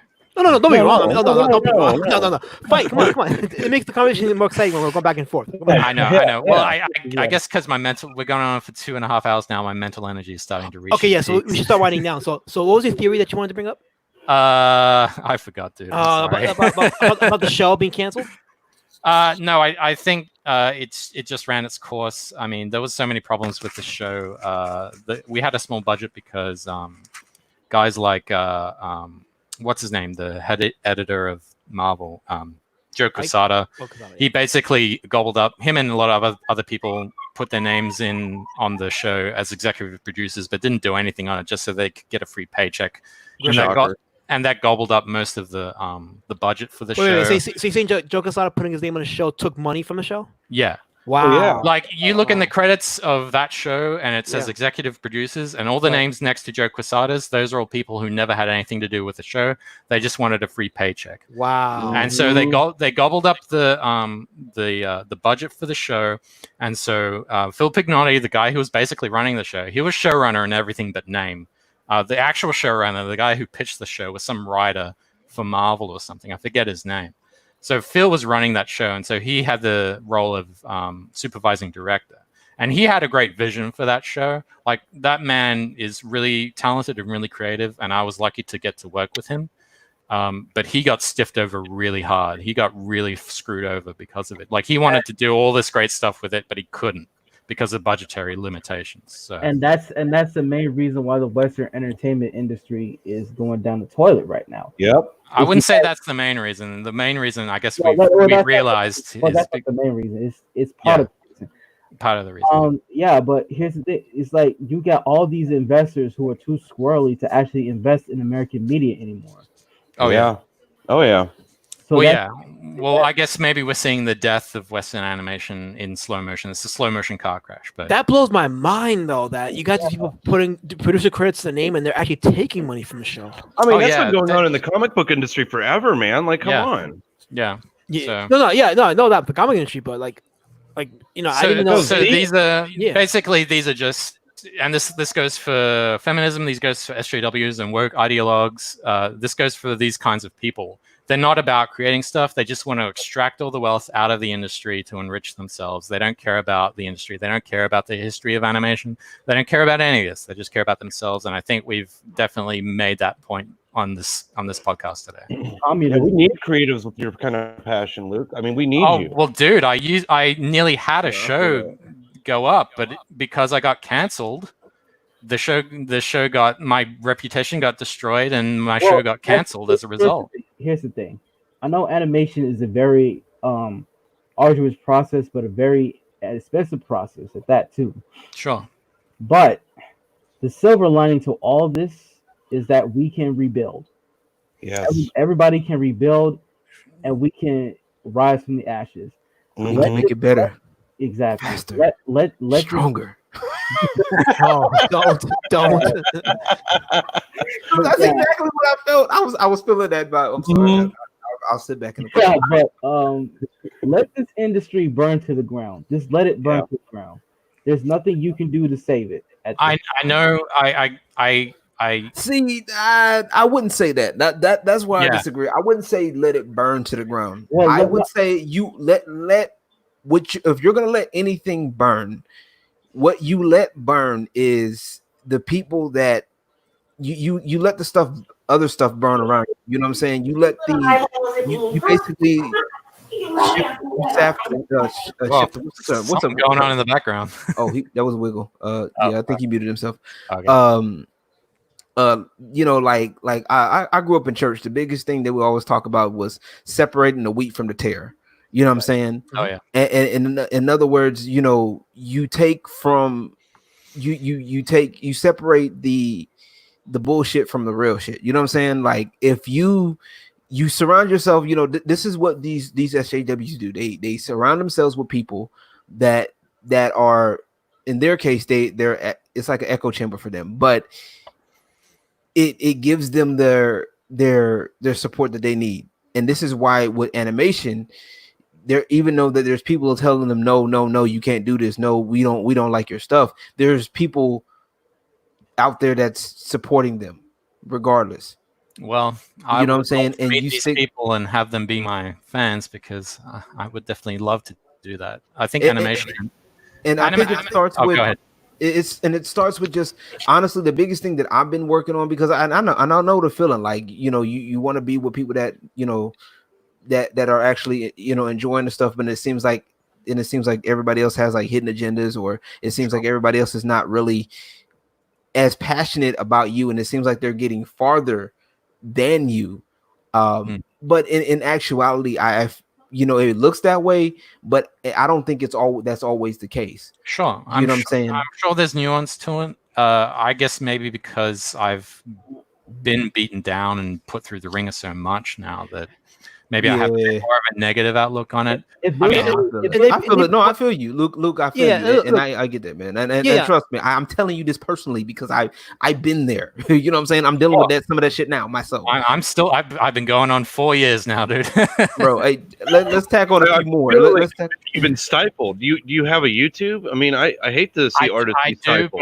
But I'm so out of gas right now, and just because of the pandemic. But here's the thing: I think you have so much to offer that you would be doing the community a criminal the service by not contributing content to your channel, because you have so much to offer, so much insight that people can grow from that and learn from that. Because you were in the trenches, so you actually experienced firsthand what we're reading about in these blogs. All right, let me just explain it. All right, I would love nothing more than to make animated content to put on my channel. The problem is, I guess animation is sort of a different beast than, say, comics, right? Like guys like Ethan Van Sciver, like he's got the gift of the gab, and he can just put stuff out like daily, and he's really prolific in that regard, and that's great. Like more power to him. Yeah. My problem is obviously with animation, like YouTube, the algorithm and sort of the policies that they've put in place has always put animation on the chopping block first. And it started when the first change they made was on YouTube that in order for the algorithm to sort of bump up the videos had to be over 10 minutes, right? Like, everyone remember that? Oh yeah, I know exactly. And so animation, anybody who does animation would know, and I know that animation. Yeah, tell that to Bill Warts. Animation is a bitch to do, pretty much. Oh yeah, like it's very more time consuming to produce less amount of content. 30 seconds of animation might take you like at least 32 hours. Oh least.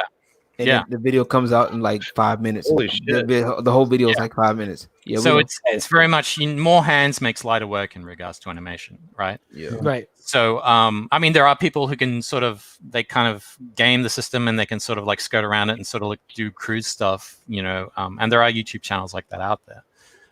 But like my dream would be, I would love to make independent animation and be able to get it funded. You know, through either crowdfunding or Patreon or stuff like that. Yeah, here's the thing. I would back that. But the problem is like I'm such a small fish right now on YouTube, and we all are. Yeah, we all are, and it's just, you know, it's the crowdfunding conundrum, because obviously you have popular guys, who have a lot more of a following. Sorry, here's the thing. I'm not really popular. I'm not really popular myself. And you have girls, and you have growing, girls that have naked on Patreon. But well, yeah. Yeah, that's the thing. See, I'm not a chick, so I don't have that luxury.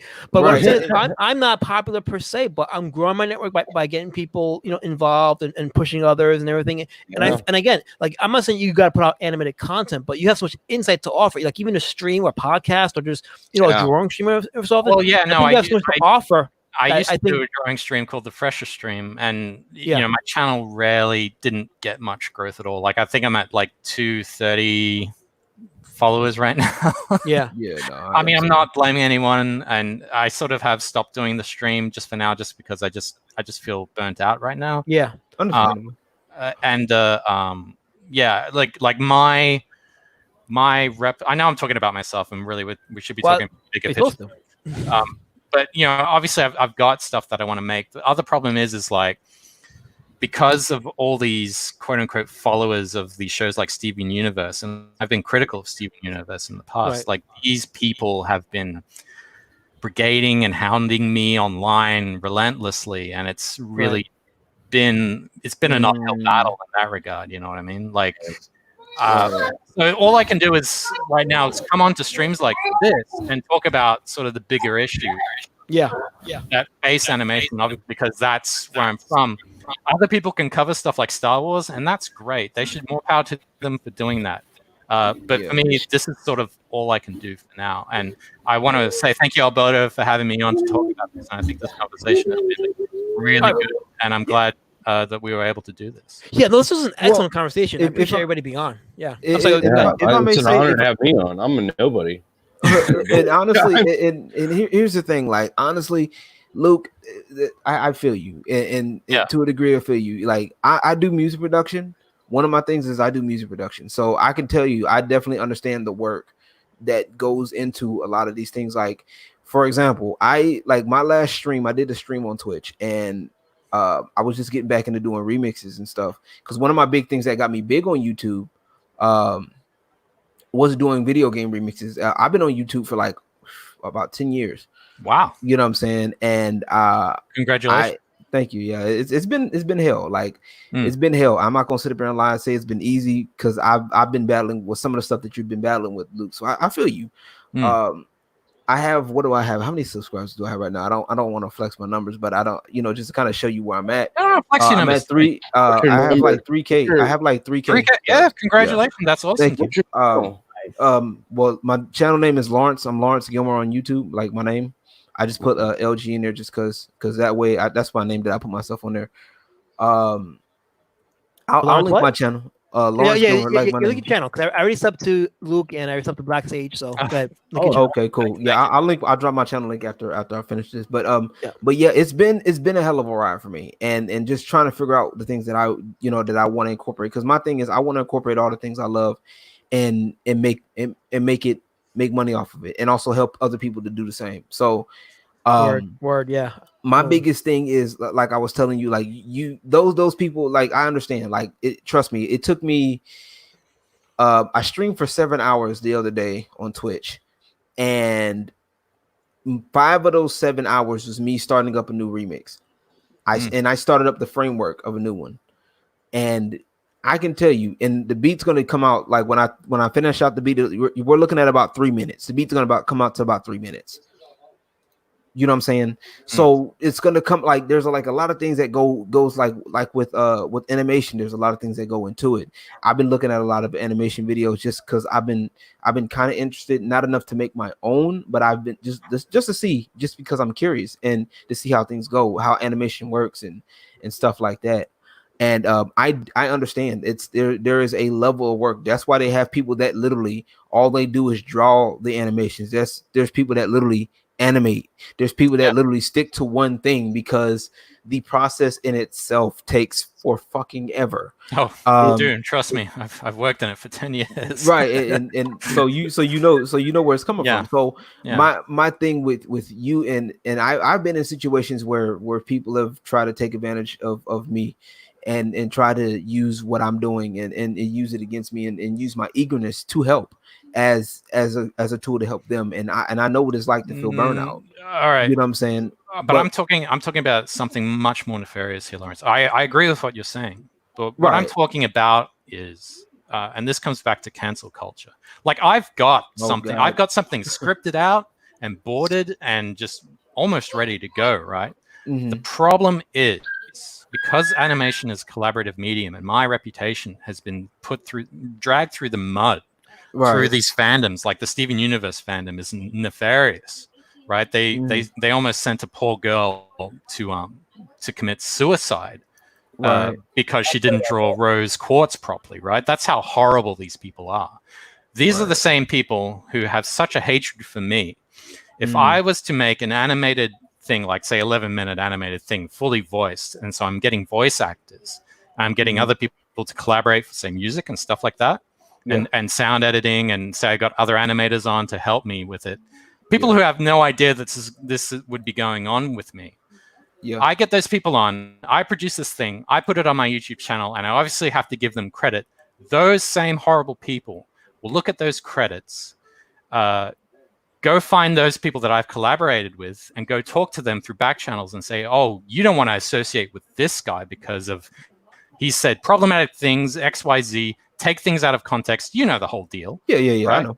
And now then, those people who are hearing this from this complete stranger, who are worried about their own livelihoods, justifiably so, are going to go, well, dang, this guy is toxic, or at least they perceive me to be toxic, and they go, well, I can't work with this person because it's going to mean problems for me and my livelihood down the road.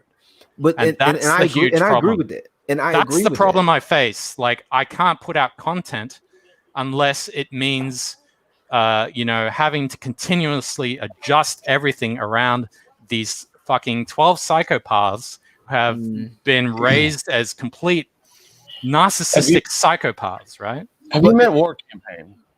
I've talked to War Campaign, right? Yeah, on and off. I know who they are. Yeah. Yeah. What's your point? War Campaign, by the way. My point is that once you get in the community of like Comicsgate or whatever, I mean, we have so many people that like will actually defend treasures like you, man. Like we will protect you. Yeah. I appreciate that, but it's like I'm. Oh, sorry. Go ahead, Alberto. No, I was gonna say like, and I like we have a network and we protect our people who have a voice to speak, and we don't always agree 100%. But as long as you're in the same side as us or whatever, and we feel like someone's coming after you, we got your back. So we got you. But that being said, look, I understand your point. You burnt out. You want to take a break, and yeah, I get that. And take your break. Yeah, all I'm saying is take your break. Right. We're offering suggestions, but only you can decide what's best for yourself. No, I agree. Like, don't get me wrong. Like, I want to make stuff. But you understand, like, and I appreciate that you want to have my back.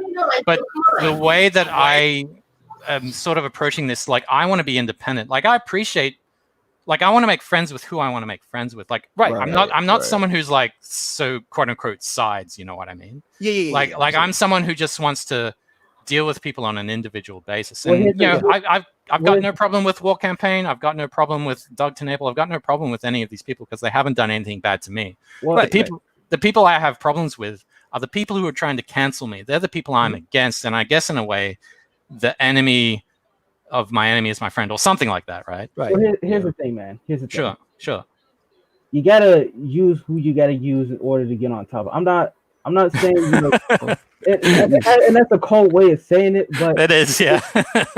But that's what they're doing, though. I mean, to be fair, you gotta take advantage of something if you can get. These people already hate you, so I mean, what's the harm of using a group label or some sort of coalition to get ahead? I mean, here's the thing. Like I understand him not using the group label. I'll say something, but let me just make this go point. ahead. Yeah, I definitely understand not using the group label. I get that, and that's fine because there are people that you don't have to have a group label to stand for the right thing. I get that. So and I appreciate your stance, totally 100%, absolutely. Our point, and I think everybody's point is clear, is that if you speak on the right things, you got people that will get you, that will have you back. Sure, you're not going to be alone. Is what we're trying to say. All right. Well, I guess what I'm saying is, because obviously I said I guess at the start of this, I said for the last 2 years I've been trying to talk about this, and I guess it feels like, well, the issue with what's going on with the animation industry. I guess I feel until recently, just no one has really been listening up until this point. You know what I mean? Right. Like I've sent emails about this. I think it was like 2 years or a year ago to guys like Yellow Flash saying that, this thing has infected animation, and it's only just now that they're starting to react because we're getting things like She-Ra and other stuff. Yeah. Right. But it's like, I've been saying this from the start. I've been listening. I've been trying to sound the alarms. And then you have people. Then it's like the Oasis effect, if you will. And if you don't know what that is, it's basically when somebody goes into, they go into extreme dehydration, and they get so blindsided and they get so thirsty to the point where they literally pass an oasis. And it sounds stupid, but it literally it's people have literally done that before, because, and this is what we do, is like we get caught up in our struggle to the point where we forget, and I'm guilty of this, where we forget that we have people in our corner. You know what I'm saying? We feel like we're by ourselves, and we're not. You have people that want to help you. So my thing to you, and this is what I was trying to get to you, Luke, is that look, sometimes is that you have to, there some point there has to be a mental switch in your brain and say, look, I'm doing this regardless of who says what about me. Like, I know it's tough. It's easier said than done, because you have people that are, there's people that are against you, and they're loud, and they can seemingly do things. But at some point, you got to get to the point where you say, I don't care. I did this. I started this 10 years ago because I loved it. You know what I'm saying? And I'm going to keep doing this because I love this. You know what I'm saying? And I'm not gonna. You got to get to mental. No, I mean, I'm trying to do that. I guess no, you're right. You're absolutely right. I totally agree with that. I'm trying to be the coach of the corner. That's all I'm doing. I get that. I know. I appreciate it. I guess what I'm saying is like the threat to livelihood from these people is absolutely real. Indeed. It's like once again, it's a rock and a hard place. Like I love animation, and I know Black Sage, you said that, just let it all burn to the ground. But I'm sort of more in line with what Lawrence has said. Like, I love animation. I love the history of American animation. It's such a rich history. And to me, it's a tragedy to sort of see this all be destroyed so callously. You know what I mean? Well, I want to save it. I want to preserve that history. Let me clarify that. When I say let it burn to the ground, I say when I said let it burn. Phoenix. What I wanted to say is that let these people cancel each other out. Let these people fizzle out. Okay. It's the type of thing that I say when in the gaming industry too. I want to get into the game development, but I don't think I can ever exist within the mainstream game industry, with all game industry has so many independent developers, dude. Right, exactly. I know that, but when it turns into the mainstream game industry, I can't be in there because I would be canceled right out because I want to be a game artist. And you should have been a programmer. You make more money. Nah, I don't know how to computer. Sorry. Yeah, me neither. So. But when it comes to the game industry, it's a completely different beast because there's so many disciplines that you can be involved in. Oh yeah. And you don't have to worry about being pretty much affected from work livelihood because you got a variable skill set that you can take to other industries. Sure. And well, I mean, you can strike on. I'm sorry to cut you off, but you can strike out on your own. If Visiopop can make something like Has Been Hotel and damn near get like what? Hold on, I think about Has Been. No, I'm familiar with Visiopop. But Has Been Hotel and get 33 million views. Yeah. For literally a crowd-funded effort. Then there's the future that should represent the future of Western animation right there. That should be the norm. Absolutely. Because look at how many of the the rainbow people, pretty much how many of the fucking alphabet people Visiopop, and they canceled Visiopop, and she still keeps on trucking. So that should be major inspiration for you right then and there. Yeah. Well, I mean, do not let these. No, I find it totally. I do find her inspiring. Like, I think she's a great example. Some I guess I dropped too much of that truth, and I'm sorry. No, you're good. No, I mean, I agree. I mean, there are other examples as well, like Hannah Daigle for Satina. Yeah, no, I agree. All I'm saying, all I was saying, like, and all I've been saying, they don't have a target on their back, is I guess my counter. But I agree. I totally 100% agree with you. But my thing is, like, even if you do feel like you have that target on, like, to me, like I play a lot of fighting games. I'm a gamer, like for real. So we're all gamers here. Exactly. We're all gamers here. So like me, like I'm more like I like esports, the competitive gaming stuff too. Sure. So me and Black Sage don't agree on that stuff. He doesn't like esports because he's not good enough. Anywho, I mean, come see me at Tekken. I'll try to tell you. I'm messing with you. It's all jokes over here. See, we can do that. We can joke. That's the point. We know what we know what humor is. Exactly. We have humor. We have plenty of that. We'll start getting that haircut, son. Then that's all right. Hey, look, look. I've been quarantined, dog. Okay, I've been doing what I'm supposed to be doing. All right. Yeah. That's look, I ain't worried about nobody. Look, I ain't never been worried about nobody. You want to hear my opinion what Comicsgate is? It's really simple, man. And I'm just some dude that's a customer. Okay, and I started making videos just because people started saying that they don't get books and all this crap and trying to downplay it. All it is we want freedom of thought. I don't care what your politics are and what your beliefs are, but I want freedom of thought. That's it. It's all it is. Freedom of thought and respect. And just a comment that you made, the comment that you made, Wiggle, before, you said how you were a nobody. I disagree with that. You're not a nobody. You're the very reason Comicsgate exists. You are the customer. You're the voice. You are. Without you, there is no Comicsgate.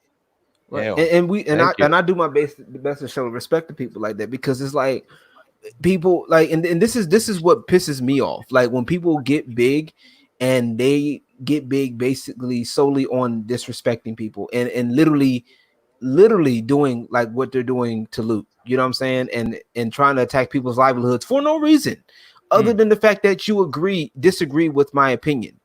You know what I'm saying? Now I can see I've had people legitimately do me fucking dirty for no reason.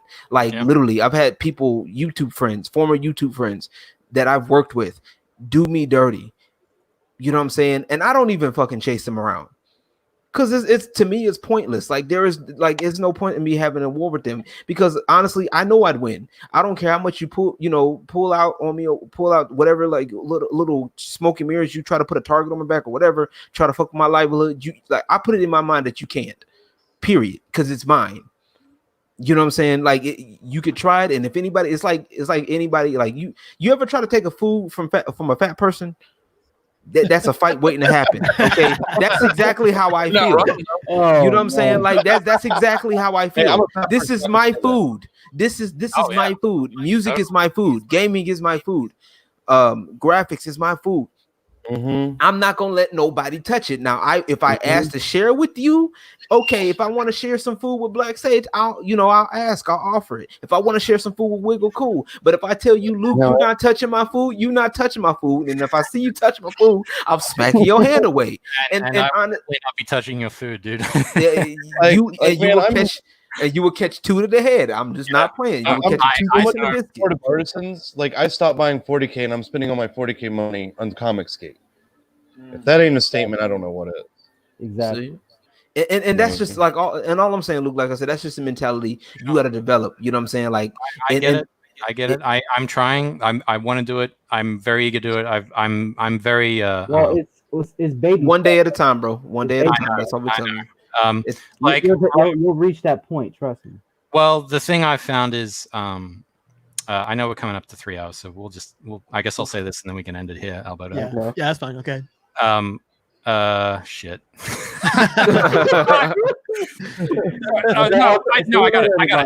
got it. So the thing I found was, at least with this new digital landscape, is that you make, or at least I think in animation, maybe in comics, but in animation, you make the thing first and you show everyone, oh, look, this is it, right? And then, after you show it, you say, well, do you like that? Then, why don't you come and support, say, my Patreon, or we're doing a crowdfund for it, come and support that if you like this thing that I've done. And so I guess the major hurdle is, I've had my stuff pirated so much where I just feel I really don't like giving my stuff away for free, but I kind of understand that that's sort of the landscape now. It's weird because you start by giving away a few things for free, and then you kind of like start locking things behind the paywall. So the I guess the problem is like I need to sort of, because my reputation has been put through the mud, it's very hard for me to find work, because if I can get the work, I can get some money to then fund to make the thing that I can then put online and show for free, that can then lead to me getting the crowdfunding, whatever form that may be. So that's sort of the obstacle course that I'm trying to navigate right now. All right, and on that note, we're going to end the stream. But before we go, I'm going to do a little shilling. So pardon me. Yes. On my end, because shill away. Okay, so my graphic novel Street Champion Road Warrior Vic, which will be crowdfunding in June. If you'd like Ninja Turtles, you'll definitely love this. This is the mailing list right here, the pre-launch page. If you sign up for the mailing list, you will get a free coloring activity book, which has a separate story unto itself. Nice. And I'm offering a lot of other perks as well. So definitely sign up too. Well, there you go. Sign up and you'll get a free coloring book. Crossword puzzles, mazes, word searches, you name it. It's going to be. I'll get a free sticker. I'll work on that. Trading cards. Yeah. And by the way, I sub to everybody here. I sub to Lauren. I sub to Black Sage. I sub to Luke. Wiggle. I think I sub to you. If not, I'll sub to you. But guys, I want to thank you all for coming on. This is an excellent discussion. Luke, thanks for reaching out to me. You brought a lot of truth to the stream here. I definitely appreciate your insight and knowledge. And if anybody like say Yellow Flash wants to bring me on to talk about the same issue, I'm happy to do that as well. There you go. Luke, awesome. Yes, and if any guys want to come back on, hit me up. I hate the fact that I didn't even know who you were. Man, that's just yes, man. I'm fresh, Luke. I hang out with Narwhal and them guys. So. I know, but here's the thing: what they do is they bury the creatives in the mainstream. You're not going to know people by name. Like the days of the 90s and knowing the big names in comics and animation are gone. Oh yeah. The true creatives are buried under the guys that are coming in to just get executive rights, Yeah. And it's sad, man. And I'm honored to even be here, Oh no, it was great. Well, can I say something? Yeah, sure. Go ahead. Okay. For the longest time, we have been, railing against these cultural Marxists in media. Yeah. And pretty much, I want to say that the only way you can stop these people from butchering anything else that you love is to not spend money on the problems, but spending on the solution. Yeah. Amen. You have to support alternative media whenever possible. Yeah. If there's a game that, shows identity politics in your face, take that money that you were going to spend on that game and go spend it on another game, another smaller game. in my defense, I only got involved in Comicsgate at the end of March, so that's Right. in my Right. defense. I'm Right. new, man. I'm really new. Yes, but definitely, if you have the gumption, if you have the gall, strike out on your own if you can. If you can't, collaborate with many creatives across the internet. You don't have to worry about getting into the industry anymore. The time for that is long gone. You don't need the mainstream anymore to get ahead in life. You can completely strike out on your own. There are plenty of creative people across the internet that can help you at that too. So again, spend the money on the solution, not the problem. You have to starve the beast. That's the only way they'll stop. The best thing I can say about this is one thing I learned about early on YouTube. When I had y'all remember Machinima, all those MCNs? Oh yeah. Oh my god, I said so much. What I did was I had a sub MCN basically. I was a part of Freedom at one point. I created a Dynasty Network, and I actually made that into an LLC now. Are you serious? Yeah. That was you? Holy shit. Don't lie. Don't do that. Don't do it. don't try to hype me up. Don't do that. I'm about to. But no, I'm your OG, man. Holy shit. I'm messing with you. But yeah, no, I created that, and it was one of the things. One of the big things that I learned how to do, and I would try to tell people is, you tap into the mainstream to create your own stream, and that's what I've noticed the pattern that got people popular is you tap into the mainstream. The mainstream is great, don't get me wrong, there's nothing wrong with being mainstream, but you tap into it and to create your own and get your own people in, to create your own community, and that's what people are doing, and that's what makes people successful, and just in all walks of life. And it's about doing things in a way that's unique, and making people feel welcome into your craft. And that's one of the things that you just want to start trying to do more often. And not just for Luke, that goes for Owlsmat, that goes for Wiggle, that goes for Black Sage, you know what I'm saying? That goes for anybody, you know what I'm saying? It's exactly. And people can see it. That's the crazy thing. People can see when you have a passion for something. People can see it. And it's gonna come a time. It looks like like I said, it looks like these people are winning right now. I guarantee you they're not. I guarantee you they are not. They're not winning. They're just the loudest right now. They're not winning. They're just loud. Exactly. And it's the minority, and that's the thing. They're like us. Black people. One thing I noticed, that especially with black women, that they're loud for a reason. Because you think about it, when somebody's loud, it gets attention. And that's exactly what these people are good at. You know what I'm saying? They're only good at getting attention. They don't know how to handle it. Most of these people can't. They just can't. Like, fundamentally speaking, you know what I'm saying?